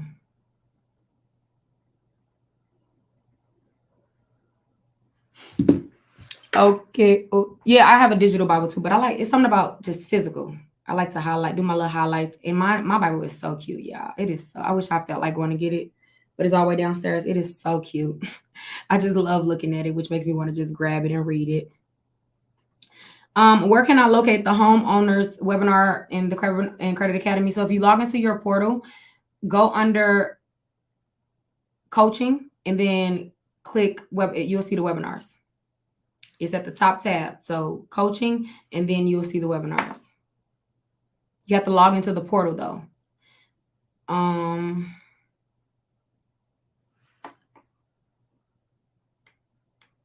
Yes, how far? I'm on week, because I don't know I'm still kind of early. I think I'm only on like week 17 or 18. Still very early. Still very, very early. I haven't read The Dream Giver, no. Oh, I definitely read Coldest Winter Ever. That was not my first time reading Coldest Winter Ever. That was literally my favorite book. That was probably like the first book that I like remember reading I was like 11, 12 years, maybe even younger than that, reading that book. But that book for some reason has always just been it just made me fall in love with reading. So I think that's why I have a connection with that book. So I read it again. I read the books that came after. I honestly can say I actually wish I did not read that book again. And it kind of hurt my feelings a little bit because it's like I held that book in such high regard. But when I went back and read it as an adult with like adult experiences and eyes, it was never romantic. Winter never should have looked at Midnight. He was never a good option. But as a kid, I used to be like, oh, I just want them to end up together. Child, for what? And just a lot of things in there. It's just, going back and reading. And it also wasn't as dynamic. Winter was not as dynamic as I remember her to be. Like, for some reason, when I first read it as a kid, she was like that bitch to me. She was like Winter Santiago. Like, if you read the book, you know, like Winter was made to be just like everything. She was smart, all that. But when I read it as an adult, I'm like, she's actually a mean girl. Like, I wouldn't even hang out with her. Like, I wouldn't even like her. And Midnight is an asshole. It's skipping 52 weeks to read the Bible. Exactly. Winter. I used to want Jada to play the part. Like, I was in love with that book. I reread that book. I'm like, ew, that's ugly. I don't even like girls like you.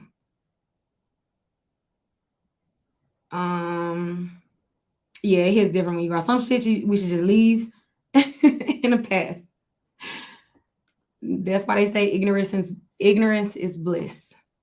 Ignorance is bliss. The less you know, the happier you are. The less aware you are, the happier you are. That's why I be telling my kids, that's why you're not going to get on social media. Once you see something, you can't go back. You've seen it. It's forever ingrained in your mind. And if it's something that negatively impacted you, that's forever on your mind. And I'm just like so scared to just, if to me, it just feels like releasing them to the world, being on social media. And I feel bad because like all of his friends on there, he literally asks me every day. And it's just like something that I'm not comfortable with. But it's literally only because what you put into your mind, it is forever in there. You can't go back. You literally cannot go back. The 15. Oh, I have that book in my wish list on Amazon, the 15 Invaluable Laws of Growth. I have that book in my Amazon wish list. So now what I do is, I used to just buy a lot of books. Now what I do is I make myself complete a book before I buy another one. And I try to read a self-help book, and a fiction book. A self-help book and a non-fiction book at the same time, just to have that balance. So some days I may not want to be on my inspirational, motivational self-help tip. Maybe I want to escape the world and go into the universe of the book, So I be having to have that balance because no. Yeah, I read every day. At least I try to do at least 30 minutes, but at least I'll do 10 minutes in the morning. Like before I start my day, before I look at my phone, I don't care what didn't happen overnight. I don't even allow myself to even look at my screen, look at my notifications until I have literally prayed, meditated for at least 30 minutes, and read at least 15 minutes of a book, whether that's the Bible or another book. And some nowadays is I get fully ready, take a shower, all of that, and I don't check my phone, and I don't feel bad about it at all. Y'all should do that. Man. Yeah. No, I don't do it every morning, but I try. I'm strict on it. It's not many mornings that I miss, but some mornings, you just can't do it. But yeah.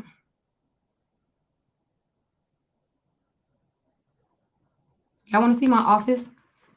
Yeah, so I'm trying to, well, not my office, it's my filming studio. Shit, it's 3 of y'all. So I'm trying to build a multifunctional room where I can stream content. Let me show y'all.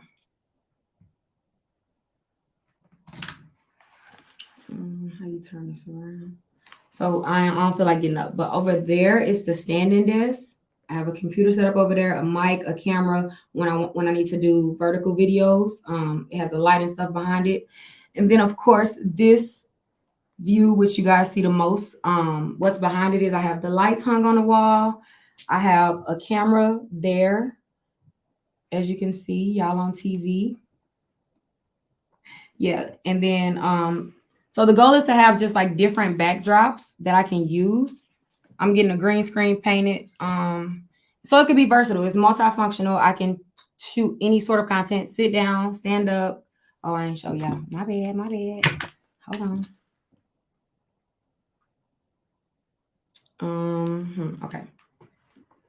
So it's that colorful backdrop. I'm gonna put more lights on it, but that's a standing desk.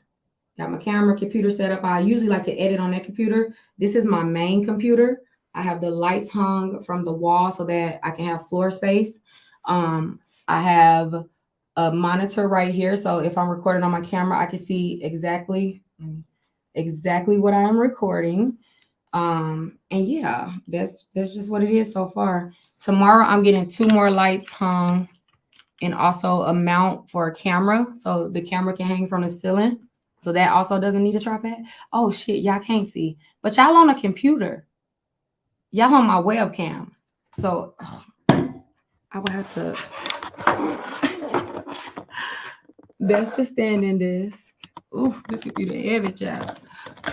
That's the y'all can't see. I just put it on my story. I'll upload it on TikTok again. I'm gonna do a tour. Y'all can't see. I'm turning my whole monitor around. Don't look at my hair. I know it need done. How long after you had a CC should you ask for an increase? At least, usually, at least for most companies, at least no sooner than 4 months. But sometimes you can ask at 3 months. Yeah, I'm gonna upload a video. I'm gonna upload an actual tour and give the specifics of the equipment that I have, because my equipment is just the shit. I've been in love with it. No, the back wall was soundproof panels because there's a huge window on the back wall, so I had to black it out, put 3 layers of soundproof panels on it because I used to hear like construction. I have the HIPAA kit already. That's in the portal. Ain't it in the group as well? The new one you talking about, right? Girl, I'm losing my voice because I've been filming all day, and then I gotta film. I'm filming. I have one more filming day tomorrow as well. Should I convert the Capital One card to a Chase or Citi? Well, you can't convert it because it's 2 different companies. However, you can apply for a Chase or Citi if your credit profile will matches up to their requirements. Which Navy Federal credit card do you recommend? They don't have a bad credit card. I'll say that. It's just if I had to like outright recommend a credit card, if it's specific to only Navy Federal, I guess. I don't know their name. The flagship card is probably their best card. They don't have a bad card though, because they got the lowest interest rates, and then they usually typically give you a cool limit.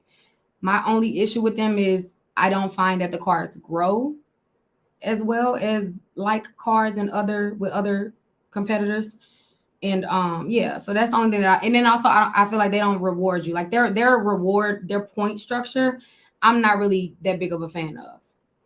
But it's because American Express and Chase and Citi spoils me, or they spoil their customers. So it's really hard to kind of compete with them nowadays when it comes to credit cards.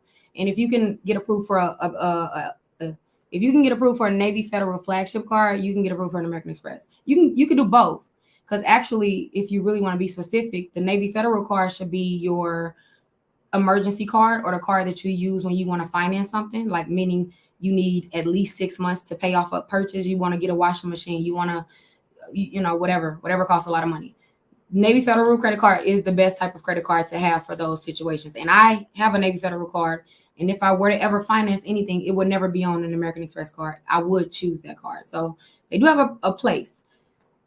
Would I use them for my everyday card? Not a second, not a chance in hell, because they don't give you enough points. Like they just don't do it. They don't do it points wise, but they're a great emergency card. What cards do you recommend? So I recommend everyone to have an everyday card. I recommend everyone to have a casual spending card, and then an emergency card.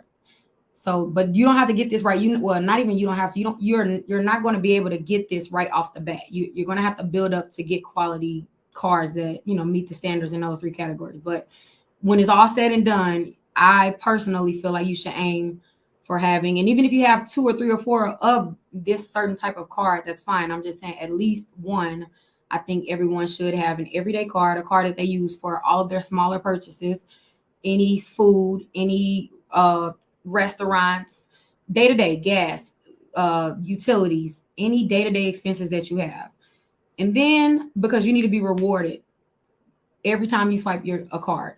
And then you should have an emergency card. So that's going to be a credit card with a low interest rate, usually with a credit union, because credit unions give the best interest rate. So you're going to get a credit union credit card and use that as your emergency card. You also always want to maintain at least one revolving trade line with a credit union, because credit union gives the best loans: home loans, car loans, business loans.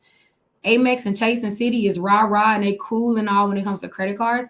But if you need a loan, a credit union is always going to probably give you the best credit terms. So it's good to have both. Yeah, I know I like to diversify the wallet. Don't just have credit cards from one company. No, ma'am. We're not loyal to any of these companies. They're not loyal to you. You need to make them compete with one another. If you only got Capital One cards, Capital One is not competing with anyone but Capital One. So you're going to get less credit limit increases, higher interest. Literally, it's studied. It's proven that if you have only credit extended through one financial institution, studies show that by far, I don't remember the margin, but it was a large margin of how much less favorable the credit terms were. And it's simply because they don't have to compete. When you apply for any credit card, they see all of your existing credit cards. in well, all of your existing accounts, right? So if I apply for an American Express card and I already have a Chase credit card, the first thing American Express is going to do is look at the credit terms of that. What limit is Chase giving her? How is she behaving with this card? We're in the same market as Chase. We're like companies. We damn near offer the same products, just in different packaging. They're direct competitors. So American Express is always going to try to compete with Chase. In now City. So the big three is Amex, Chase, and City. They're always going to compete with one another. So you should always have a card from either two or three, or really all three. Really all three. And that's when you really can maximize your points. Like, yeah, I know I don't pay for flights. I will book a flight to Bora Bora right here in your face for 27 people right now. You will see I will pay $0. I haven't paid a single cent for a flight in over 3 years. That's including flying my team out, my family. They always taking my damn points. Have not paid a cent. You don't pay taxes. You literally do not pay anything. You use your points to pay for flights.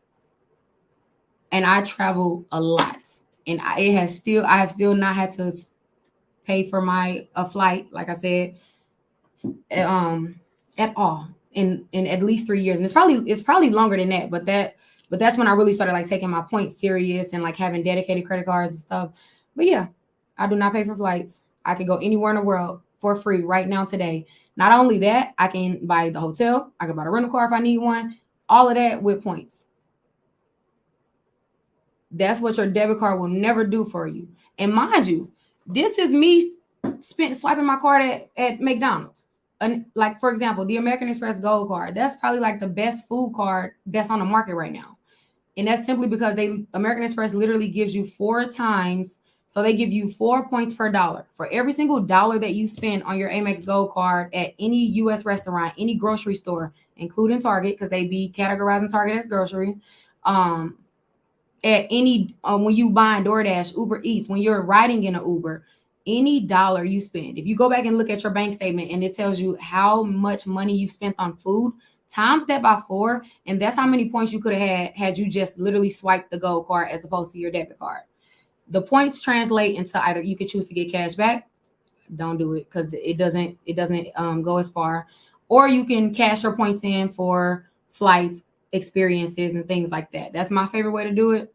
Or you could do bill credits. But in terms of the best value for your points and for your dollars is always going to be flights. But yeah, so that's how that's you gonna shop any. Oh, and then wait, I was gonna say something else. Because there's also other perks to that card as well, but that's like the main one. That's just an example. So if you spend $100 a month, and I know y'all spending more, but if you spend $100 a month on DoorDash, right? Well, no, let's just say this. The average family of 4 in the United States, last time I checked, spends I think $600 or no, $400 at the grocery store. We're just gonna say 400, right? So the average four person American family spends about $500 at the grocery store every month. And that's on a very basic level because I know they spending more. The way groceries are priced, I know they spending more, but we're just gonna say $500. So if they would have used an American Express American Express Gold card as opposed to their debit card or cash, then they would have had at the end of 1 year, or what's that? Wow, hold on, because y'all know I can't do math on top of my head. Hold on, 12 months, $500. Wait, what? 500 times 12. I mean, times 4. 24,000 points. I see y'all putting yeah, we don't care that y'all can do the math. I don't know. My mind doesn't even work like that. My ADHD could never allow my mind to just work in a linear fashion to where I can figure out a multi-step problem without having to like write it down or physically see it. And if you could do that, consider your fucking self lucky because they're like, man. Yeah. So 2,400, right? 2,400 American Express points can get you about 4 flights. Really more, depending on where you're going. If you just flying domestically, let me see something. I want to know specifics. I want to know specifics. Okay. Oh no. I did the math wrong. So that'll be 1 flight. So if you spent at least $500 on food, on groceries, On DoorDash, on Uber, if you spend more than $500 a month on that, just know that you are leaving one free trip a year on the table. Free flight, free hotel, and free rental car. You'll have enough if you had just did the bare minimum of just swiping your gold card as opposed to your debit card, and you would have got one free vacation a year.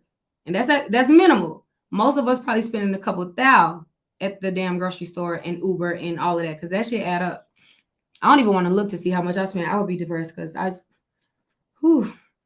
the way I would hurry up and order a DoorDash, especially if I'm working, DoorDash gonna get ordered some nights. So I already know. But yeah, so I get most of my points on a gold card.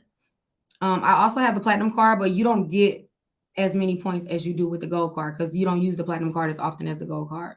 I mean, yeah, I said it right. You pay for your whole, so she paid for her whole honeymoon. Wait, it just clicked off. Shit. Okay, so she said she paid for her entire honeymoon, flights, cars, hotel rooms, by just using her Amex Gold, and she said she got it 18 months ago from after I recommended it. Damn, you doing some spending. You did all that in a year. Yeah, the points roll over. Oh shit. They never expire. They roll over. And the good part is if you have more than one American Express card, all your points go into one bank. So let's say you got the gold card and then you have a business. Let's just say you have a business card with them. It all goes in the same bucket. So it's so easy to gain points. Like, man, your points, you're going to gain some points. You're going to earn some points. It all goes in the same bank, business, personal. I have on a personal side, I want to say I have 4, I think, active American Express cards right now, if I'm not. And then on business, I have 3. I'm trying to think because I recently just closed my Sky Miles card, which I can't believe I did that. But I recently just closed my Sky Miles card, so I think I only have So I have, and all of my points go in the same bank. What score is needed? Hold on. My mouth is dry as hell right now, y'all, and I'm sleepy. American Express Gold Card annual fee is $250. Okay, let me address something because I be forgetting that I need to make it clear. When it comes to top tier credit cards, there's going to be an annual fee. If you do not like annual fees on credit cards, then I suggest you stay in like the starter card, like the beginner card realm, because most of those either don't have an annual fee or very low annual fee. You can find some mid-tier cards without an annual fee, but when you move into that third step, which is top tier credit cards, every one of them will have a fee simply because how do you think they're giving you so many rewards? They got to make their money some way. So the more rewards or the more beneficial a credit card is, usually the higher the annual fee will be. But how the banks do it is they typically will kind of even it out with credits that they give. So like if we're talking about the American Express Gold Card, the annual fee is $250. They give you $100 credit that you can use on DoorDash, and then they give you $100 credit for what is the other one, y'all? It's DoorDash and is it Uber Eats? I want to say DoorDash and Uber Eats, but I could be wrong on the second one. So they give you $200 in free money that they'll just give you in credit. So when you use your gold card on DoorDash, your first $10 purchase every month, they'll credit it. Uber, okay, yeah. So they give you $100 credit on DoorDash and $100 credit on Uber Eats. So already you're only out of $50 a year by utilizing this card. But if you use the card right, you should have gained way more than $50 in terms of points, whether you got cash back or even purchased a flight. So when you know how to use a credit card, annual fees will not bother you, because if you use a credit card how it's intended to be used, you will still benefit more than the annual fee. The highest annual fee that I currently pay has to be the platinum or the reserve, which is $650. But I know that sounds like a lot. But I definitely have gained more than $650 of value out of that card on flights alone. So yeah, so you just, as long as you know what your credit card is intended for and use it for what it's intended for, you should be at the very least breaking even. And if you're breaking even, it's still something wrong, because you definitely should be benefiting more from your credit card for sure. Because we're not paying interest. Remember, we're not paying interest. We having high credit limits. We getting credit limit increases. And we're going to still be on their ass and tell them to lower our interest rate every year, even if we don't pay it. And we still going to ask for credit limit increases multiple times a year. And we still going to make these banks compete with one another. If Chase deny you for a credit limit increase, we're emailing the CEO. I'm sorry, what's up? Because last thing I know is American Express just told me that they'll give me this. And so if you're not going to at least match that, I may as well just go over to them. Because why am I paying you this annual fee if Amex can do more for less? And I swear to you, I literally have a template that I literally write. Because if anytime I'm denied for a credit limit increase, they're going to hear my mouth. They're going to hear my mouth because why did you deny me? I give you no reason to deny me. I don't have any late payments. I pay back my credit card. Like, you just deny me just because at this point. So I'm going to argue with you. And then I'm going to threaten to close the card. And that's why I said you got to make sure that they're competitors. Because if it's Chase, I'm throwing Amex up in their face every time. If it's Citi, I'm throwing Amex and Chase in their face because they're intimidated by them. If it's Capital One, you got to throw Discover up. If it's First Progress, you got to throw Credit One up. You got to know who the direct competitors are. Every bank has a competitor. Navy Federal, USAA. And honestly, Truist is kind of creeping up there, but Navy Federal still, I would say, better. But and PenFed, but they're not as popular. I use the Uber Eats and Cheesecake Factory credit every month for Amex Gold to offset my fee. Yes. Oh, exactly. Learn how to use your credit card. Like, learn the benefits of your credit card and then know when to use it. My favorite all-around credit card, the Premier, is a pretty safe bet. Like, it's a pretty safe recommendation for anyone. Like, no matter what you do, how you spend your money, what you buy, the Premier card is like a pretty good, like, universal all-around card. And that's a Citi card. It only requires an established starter profile. So remember that those four. Do y'all remember the profile breakdown? I know. Do I gotta repeat it? Please say no. Please say no, because I'm gonna get off. Can somebody type it? Do y'all remember it? The 4 or my 5 rules to the perfect credit profile. Let me see if y'all been paying attention. Yes, it's very simple. I should write it down, but my thing over there. So I'm gonna run through one more time before I get off because I feel my voice leaving more and more. And your girl got to film all day tomorrow. So I ain't trying to sound like a grown-ass man in my video. So anyway, so you have at least 4 open accounts. At least 2 of the accounts needs to be credit cards. At least 1 of the accounts needs to be a short-term installment. And then the 4th account, you can either choose a long-term installment if you want to maximize the points, or if you don't feel comfortable getting a long-term installment, just get 2 short-term installments.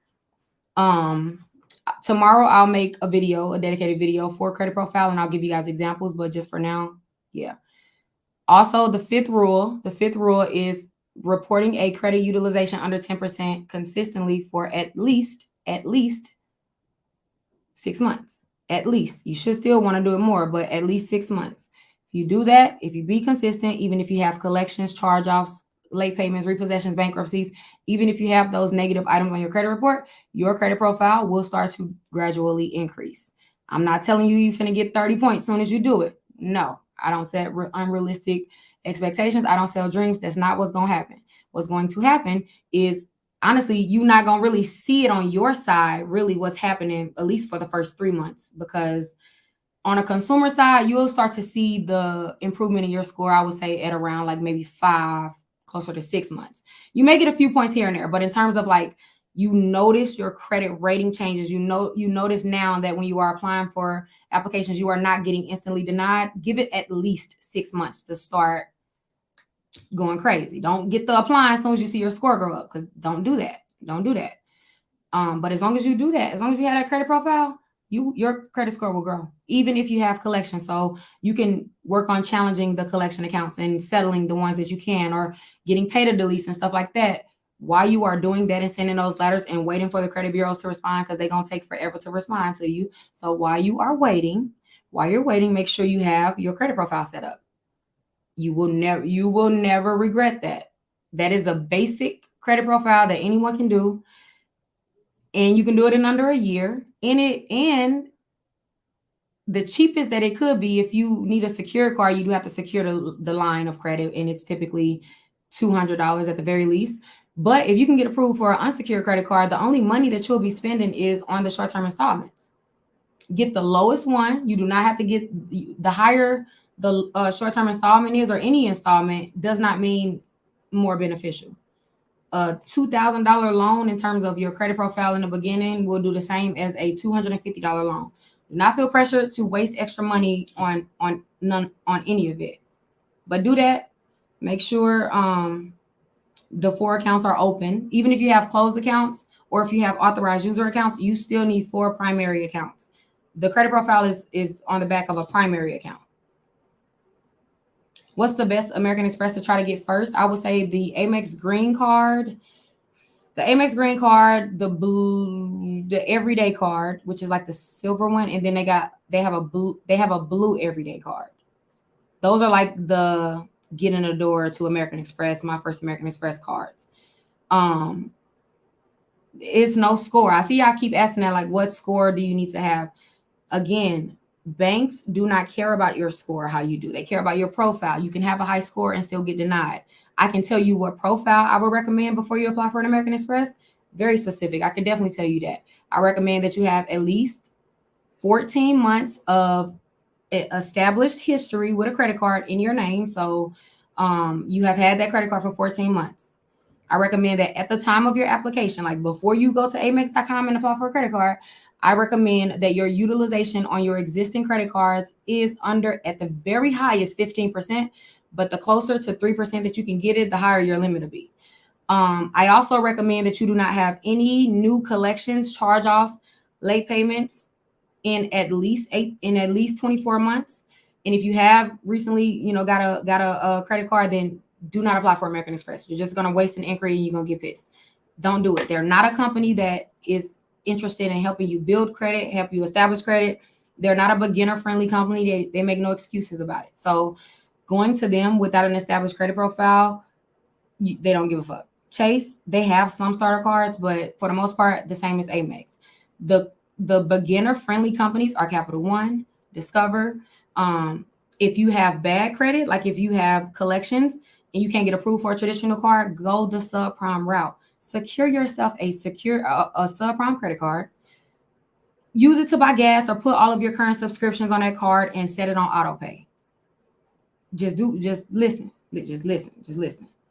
Set it on auto pay. Put Netflix, Hulu, Apple Music, put that on your credit card. Set it on auto pay.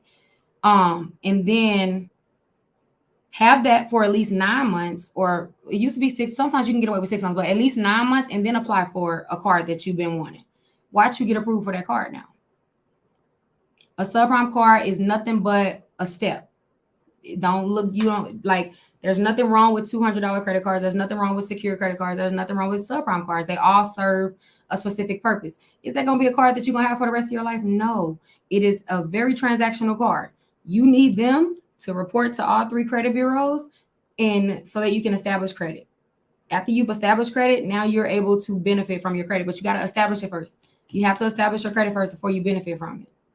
And you don't have to get all these different accounts to do it. You literally don't have to do all of that. Actually, building credit too fast can put a hinge in your process anyway. Like you're gonna really be stuck. You shouldn't be opening more than 4 accounts in the first 18 months. You should not do it. Don't do it. All you're gonna do is just have your score remain stagnant, and then you're just gonna be mad, and then you're still not gonna get approved for credit cards. So just please just listen. So I won't have to convince you next month that yes, it's still worth it to put effort into your own financial life. Yeah, I be feeling the way about that, by the way, because come on now, we're adults, y'all. Who cares if you're upset? Who cares if the credit bureau's made you mad? No one cares. No one can change it. You being mad at them and throwing a hissy fit, that's not doing shit for them people. Them people still making their money. So it's not personal. They don't know you. You are just a credit profile to them. You're just a number. They don't care if you go and cry to the CFPB. They don't give a fuck. Also, they don't care if you sue them. Stop thinking that when you call the credit bureaus and talking about I'm a sue, that them representatives give a fuck. Do you know that the credit bureaus, there has never been a month or a single day that the credit bureaus has not been actively in a lawsuit literally since 2006? So baby, add it to the pile.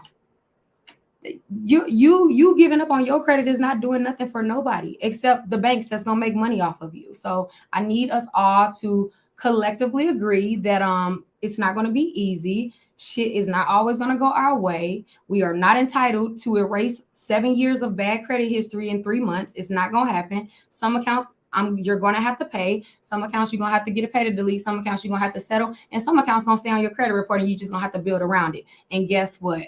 When you send a letter to the credit bureau and they don't delete your account in the first, second, third, fourth, or fifth round, and you get pissed off and you say that you're giving up, no one cares but you, because that's the only person that it will affect. Seriously. So get over it. Y'all be throwing temper tantrums, and the world is not going according to your rules. So just stop getting mad about it. Like, it's no point. It doesn't even deserve to take up that much of your energy. Cuss their ass out for 5 minutes and then get over it. And okay, let's send the next round, or let's move forward. Let's do this. Yeah, I can't keep dealing with the I give up. You're giving up on you. Like, I need y'all to realize that. Like, you're giving up on yourself and your kids, because how they gonna learn? Like, come on, y'all. Y'all be expecting the world for nothing. Why would these people give you a $20,000 loan and you didn't, and all that you've shown them on your credit report is you can't even manage a $500 credit card? Like, y'all got to be for real at some point. And we've all made mistakes. I came from bad credit. I had 12 collections. I had a repossession. I had 2 charge-offs. I had 22 late payments. So I ain't speaking from a fucking high horse. I made my mistakes too, and I had to pay for that shit. And I had to build my credit. Look at my credit score now. All my credit scores are over 800. I have over $1 million in business credit and over $500,000 in personal credit limits, just limits, hard limits, not including any of the business loans that I've gotten, property that I've been able to purchase, and other things that I've been able to do with my credit, simply because I understood that, okay, not all of my accounts going to get deleted. I am a board certified credit. I was going to say repair. I am a board certified credit educator. I study directly under FICO. I am certified directly under FICO, the maker of the FICO scores. And I still was not able to get all of my accounts deleted on my credit report when I was repairing my credit. I know every single FCRA law, FDCPA law. I know the Metro 2 compliancy. I took an 8-week course just specifically on credit reports, the reporting, Metro 2 compliancy, all of that. I have literally helped thousands of people close on homes, repair their credit, all of that. And my ass still wasn't even able to get all of my accounts deleted. So you think you gonna just send a letter from Google and your shit just gotta disappear? Because we gotta be realistic. That's all I'm saying.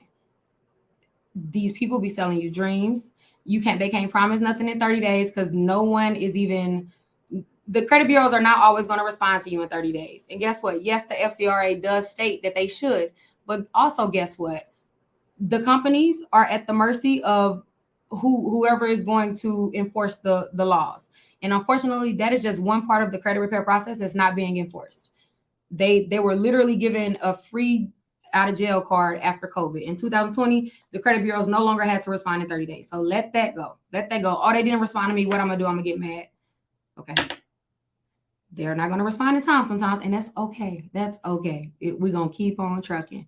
The world continues to spin. No, I mean, because I can't just get up here and lie to y'all. Like, I'm not going to ever lie to y'all.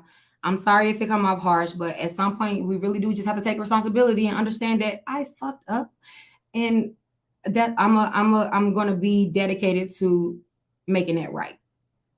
You did it. Ain't nobody take out them loans but you. You knew you had to pay your credit card bill and you didn't. And guess what, sis? Me fucking too. I get it. I know. I definitely didn't used to care. So I get it, but get over it. You did it. Now take your L. That's it.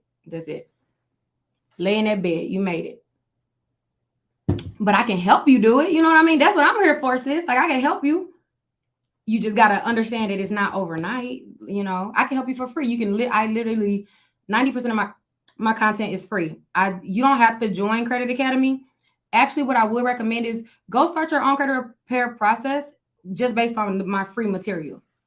And if you feel like it's still too much, I still need more guided access, then that's when you do Credit Academy. But you can literally repair your credit for free. The only expenses would be building credit, but you could do that for under $1,000, or you can do it for what you really could do it for under $500. You just gotta I just want to pay somebody to do it. What is that going to do? No one can build credit for you. Anyone can challenge your credit report. You can do that. If that's the case, if all you want to do is challenge it, why are you paying for somebody? Just go send some letters on Google. It's thousands of free letters out there. If you only are concerned about challenging your reports, what the hell you paying somebody for? You wasting money. You can send those letters for free, sis. But if you want to like build your credit, then you're gonna have to spend some money. And building your credit is not just adding random accounts to your credit report. No. That's not gonna get you set up for success.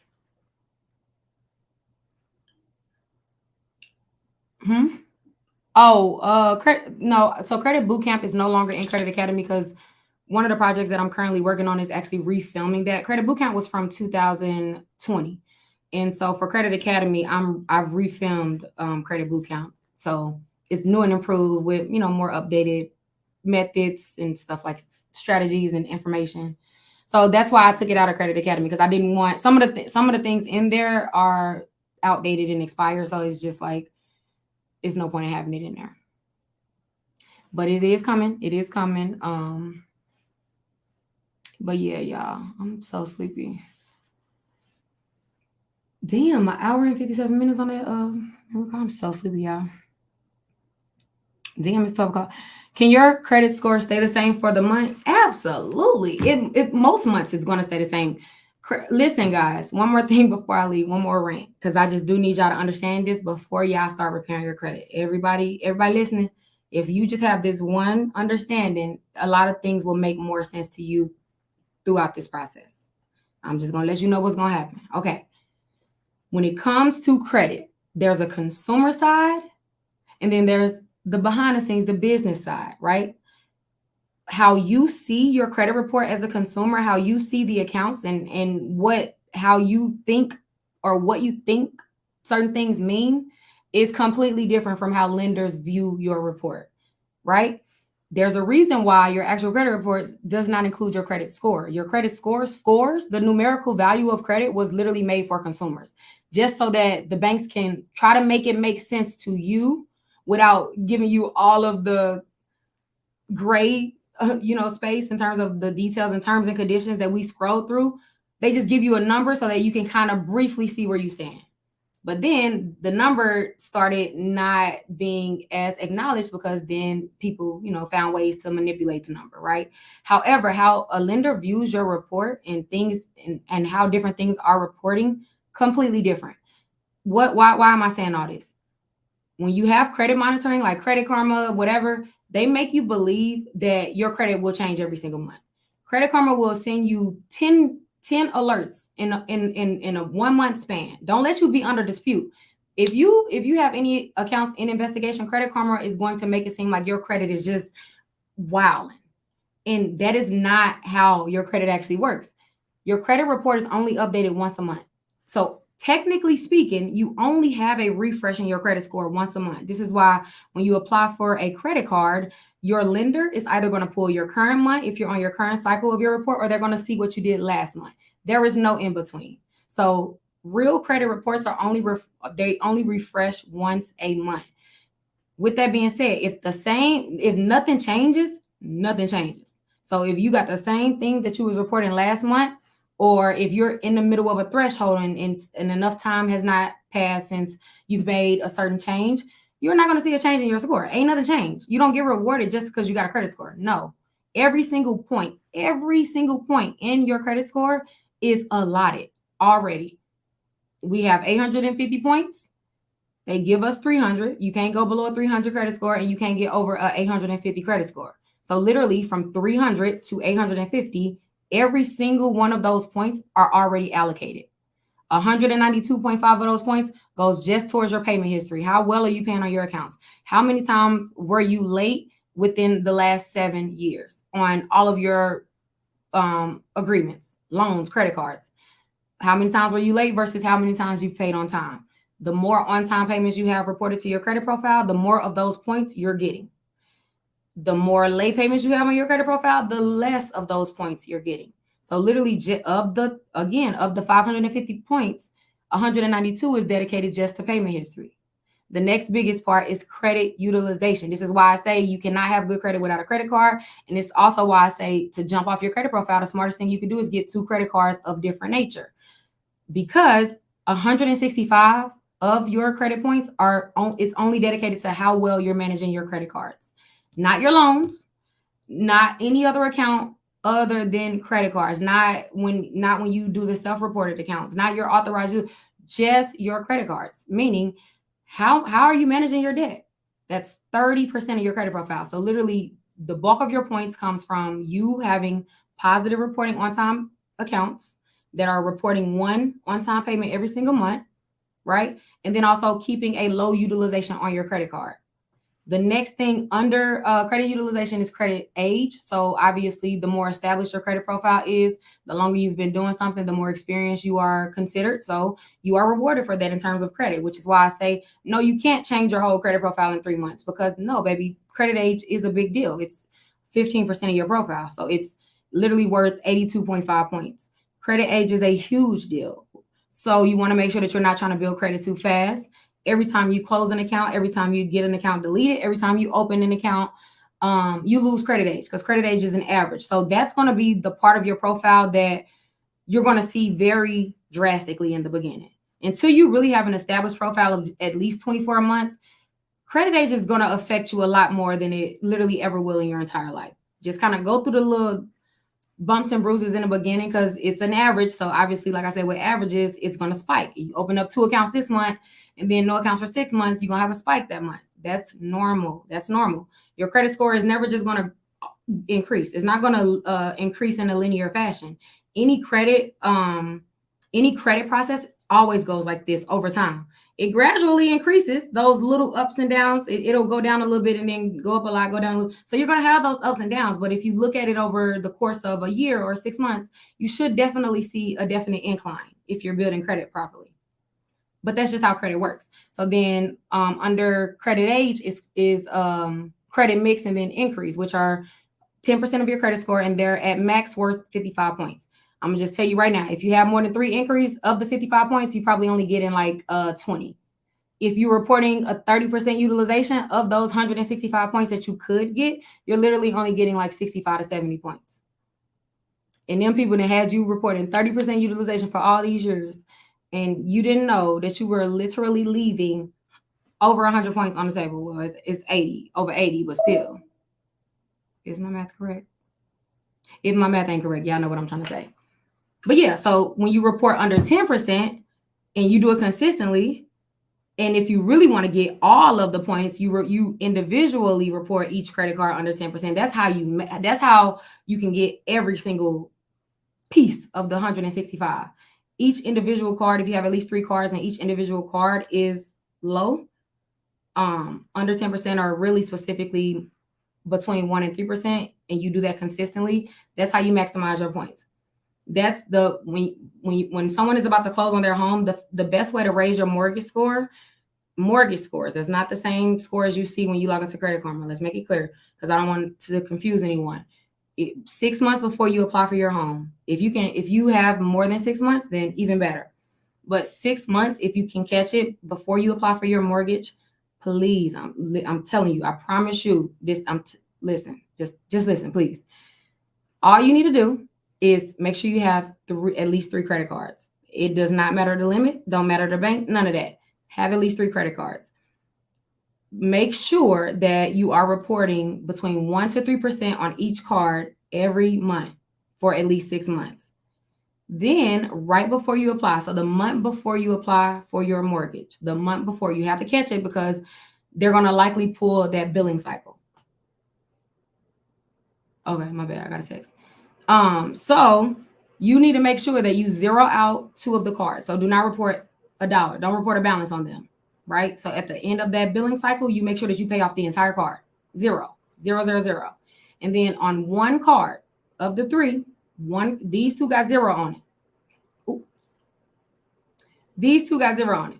And then the 3rd card, I need you to report whatever 2% of that balance is. So if it's a 500, I need to quit putting myself in positions where I got to do the math in my head. 2% of 500, $20. I mean, 50. Well, I can't think it is. What the hell? Okay, $2 for 100, 500, $10, 10, 20, 30, 40, 50, right? Ain't that 2% of 500? I'm an embarrassed. Don't even look at my degree right now. I do not. I'm embarrassing my alma mater right now. $10. Oh, because $2. Okay. Okay, yeah. So if it's a $500 credit card, report like $10 or $11, and you need to make sure that it's the balance on your statement date so that it's recorded and sent to the bureaus. And then by the time you apply for your mortgage score will have improved. Mark my words. Just try it. Just try it. That's all I'm gonna say. Just try it. We call it the AZO method. Literally, and another one while we on it. I know I keep saying I'm gonna get out. I swear, because I'm so sleepy and I just feel my mouth getting so dry. But another tip for mortgages. Sorry, hold on, because my motherfucking mouth dry. Why is my children still up and running up and down the steps? And their cousins are here. My nephews are here, so it's even more of a ruckus. But hold on. Okay, so one more tip before you close on your home, before I go to bed. Get a loan, get a short-term installment, right? Or if you already have a short-term installment, you can use it. You don't got to get a new one. And this has to take place at the very least. Listen to me, because you're going to be fucking pissed if you don't listen, because it's very specific. If you do not catch yourself at least 4 months before you apply, then don't do this one. But anyways, at least 4 months outside of purchasing your mortgage, applying for your home, get a short-term installment or use one of your current short-term installments. It has to be a loan under 36 months. If it's a student loan, if it's a car loan, they don't count. You need a short-term installment for what I'm about to tell you, because you do not want to lose too much credit age. You need to get a short-term installment, and you need to pay off 90% of it. This is why you get a short-term installment, because it's cheap. A full self-loan is like $500, right? So do not pay off that whole goddamn loan, because you're going to be pissed. If you pay off that goddamn loan, I'm going to fucking puke myself, please, because literally it's going to do the opposite. So please listen, because y'all do not be specifically listening. I be telling y'all it's specific advice. It's not applicable to every situation. I'm very specific when I give instructions, because credit is very specific. So anyways, get a short-term installment. Can somebody tell me how long a short-term installment is? Like, what's the max length that a short-term installment could be? I just want to know if y'all know. I just want to know if I'm talking to my motherfucking self up here. Seriously. Because my mouth ain't got to get dry right now. I hate that y'all know that little white shit that be. And when you have on like lip gloss and stuff, 36 months, okay, we on the same page. Right, so under 36 months, okay? Under 36 months. Can a furniture account count? Like if you go to, what's the furniture store? Ashley Furnitures, and you finance furniture, does that count? Quiz time. Does that count? It does. That's a good one. Can a personal loan count that you use to pay off your credit cards? Does that count? Why did I bring that up? Because if you have high utilization before you get a mortgage, the best you can. I can't even talk no more. The best thing you could do is go get a loan, a personal loan, and pay off your credit cards, because you're doing two things: lowering your utilization, so you're benefiting from there, and also you're adding that short-term installment on your credit profile, in which you would also benefit from after you pay off 90% of it. But don't do that if you can't, like if it's too much. Just stick with self and maybe federal. If get a $500 loan, do not pay off that whole loan. If you pay off the whole loan, extend the lease at your apartment, because it ain't happening. If you pay off that whole loan, if you go and say Shonda said get a short-term installment and then pay it off, because I swear to God, I know I'm gonna see this. I know I'm gonna see it tomorrow. Shonda said pay off a short-term installment. If you pay it off, go on and write that email. That's all I'm gonna say, because you don't want to listen. Pay off. Leave. You need to leave. You literally need to leave at least 5% of the loan. And that's risky. I personally try to stay at 8 or 9%. You need to have that remaining, and it has to be posted by the time you apply for your mortgage, or your mortgage score does not see it. Credit is retroactive. So what you're doing now, you're going to pay for next month. All the things, all the expenses, all the purchases that you're spending on your credit card right now, you'll pay for those next month. everything you paying, you got an account deleted this month, you likely will not see an update on your credit report until next month or the following month, depending on what time, where in the billing cycle you were at when the credit bureaus were updated, right? Everything is retroactive. So at the very least, you need to do anything that you want a lender to see at the very least. My cutoff is 45 days because you have to give the bureaus time to update. They don't always update on exactly that 30-day mark. Well, I technically speaking, FICO updates every 37 days. A lot of people thinks that their credit updates once a month, and it does not. It updates every 37 days. Credit Academy, my academy, we update every 40 days. You want to get a credit bureau's time to update the reports because nothing's worse than getting an update of your credit report and then you're not being you wondering like why your credit score did not improve when you knew you paid down your utilization or you did something, right? Or got an account, got a late payment removed, and you like, why my credit didn't move? A lot of times, even though you were sent the update or Credit Karma updated you on the account, the credit bureaus has not finalized that in the system. They are very late. So they can finalize a dispute on the first of the month and then not update your credit report until the 28th. And if it's on the 28th, it ain't gonna fall on the current cycle. It's probably gonna fall on the next cycle. They have 90 days to make any changes, right? So just because something is changed on Credit Karma does not mean that it's changed on your credit report. And that's really where I started. Now that I just realized, I don't know how we went so far from that point. But the whole point that I was explaining how credit works was to explain to you that your credit does not update as frequently as Credit Karma makes you believe at all. It's one update a month, and it's not unusual at all. It's more unusual for your score to be changing every month. Like, that's a little concerning. That, for me, that would be a little concerning because what are you doing so drastically different in your credit, or what are you not being consistent in? Because that's all it has to be, that you cannot maintain. If you're not increasing, it certainly shouldn't be decreasing every month. Then Houston, we have a problem because what's up? But while you are repairing your credit, that's when you're going to see the most changes in your credit profile, because as the accounts get deleted, you're going to likely lose credit days. You're going to likely lose credit points. Credit Karma is going to falsely update you throughout the process. Oh, this account was changed, or these late payments was changed. Y'all have to realize that while the credit bureaus are, while any account is under investigation, any change that they make, whether they put 10 late payments on your credit report and Credit Karma has updated you, whether they deleted the account and Credit Karma has told you that they removed the account, none of it is considered finalized until that investigation is closed. None of it. So when you are repairing your credit, when you have Credit Karma app, they're going to make you panic because all the while you're going to be like, oh my God, my score went down 13 points today. My score went down 30 points today. Oh my God, they updated this late payment, and you're panicking. But then after the round is finalized and you get the final results from the credit bureau, it's a whole different story. And that's simply because while an account is under investigation, it's literally considered it's like a ghost account. This is why this is why you can't have any active disputes when you apply for like major credit cards or a home. You can't have active disputes because they know that that's not an accurate representation of your credit profile, because any account that's under investigation is literally not considered verified.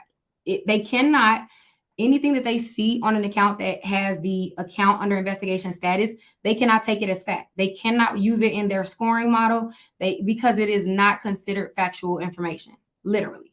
Even if it is true, right? But if the account is still open, they cannot consider that account.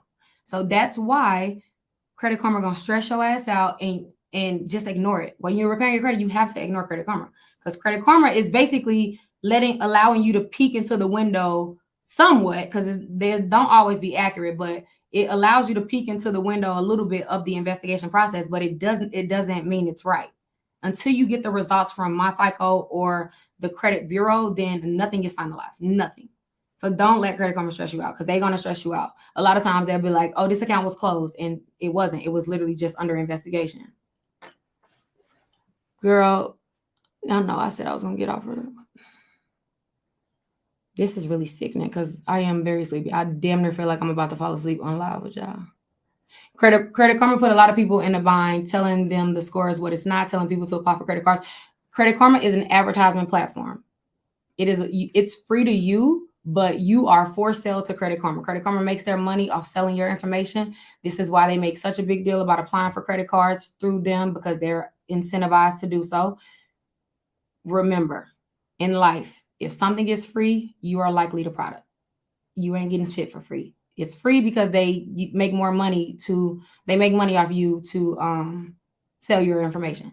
So yes, and they don't even have to sell you your real score. They've convinced you that their score is as accurate as FICO, but then when you apply for things, you wondering why your lender like, I see a 400, and you like, no, how long on Credit Karma? Say 600. No, ma'am, your FICO score is not Credit Karma. That's Vantage. That's not your real score, unfortunately. They're literally under 1% of lenders accept Vantage. And those are typically very small companies that don't want to pay for like FICO. Yeah, Credit Karma, you can't take them serious. Now they're cool to have on your phone to use because it does give you a general overview of where you stand. Like if somebody pull your credit, you're alerted right away. So I'm not opposed to the product. However, understand that it's not accurate. It's not a true representation of your credit profile nor your credit score. You can always get a free copy of your credit report at annualcreditreport.com.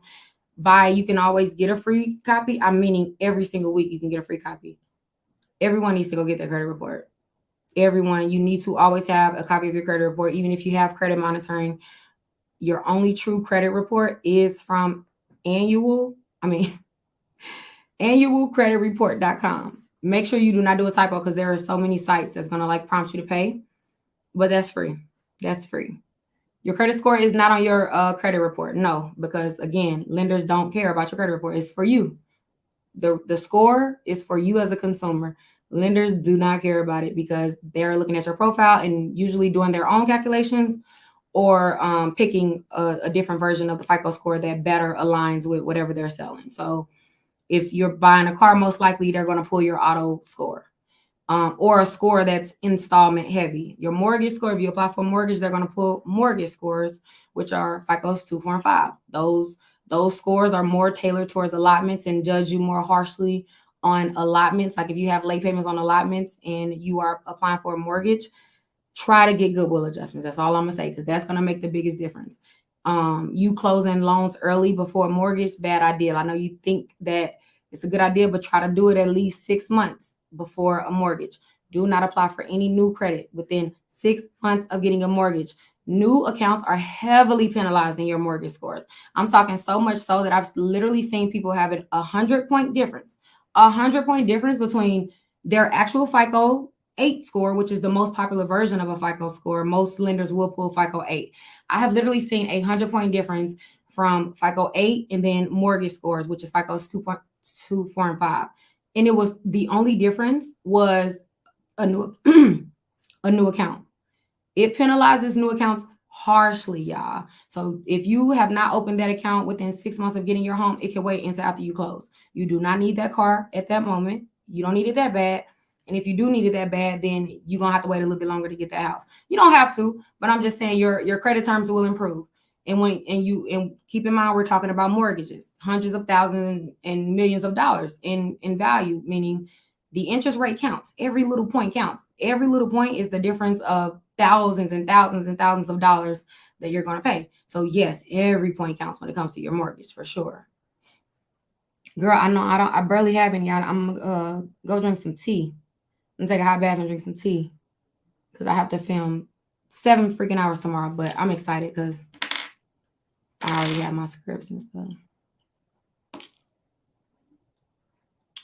Okay, yeah, I'm gonna get off here. I want to stay and still answer questions, but I know I'm not gonna answer them thoroughly right now because I'm tired and I wouldn't even want to just like give you half the information. So let me just tell you what we're gonna do. I'm gonna come fuck with y'all tomorrow. You come fuck with me, you're gonna learn something. And let's just have some wine because I'm gonna film all day tomorrow and I'm done. That's my last filming day. And bitch, we're celebrating. I'm gonna have wine. Okay. So if you don't catch me at the beginning, you catch me after one glass of wine, y'all know I'm a lightweight. We might just get to talking about books and again. I'm warning you. I'm warning you. Oh, it's 12. It's 12. I thought it was 12:22. All right, y'all. Good night. Y'all have a great night. I'm gonna save the live on Instagram, yeah. And on YouTube.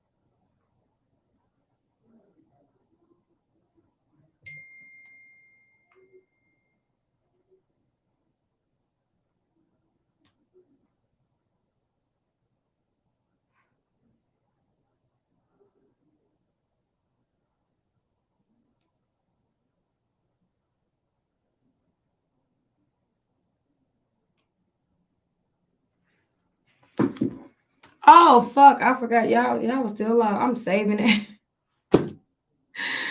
Damn. Y'all ain't gonna say that. Why wouldn't y'all say that? I'm saving the live and stuff. But okay, y'all, I'm sleepy. I saved the live on Instagram and I'm finna save it on YouTube. Good night.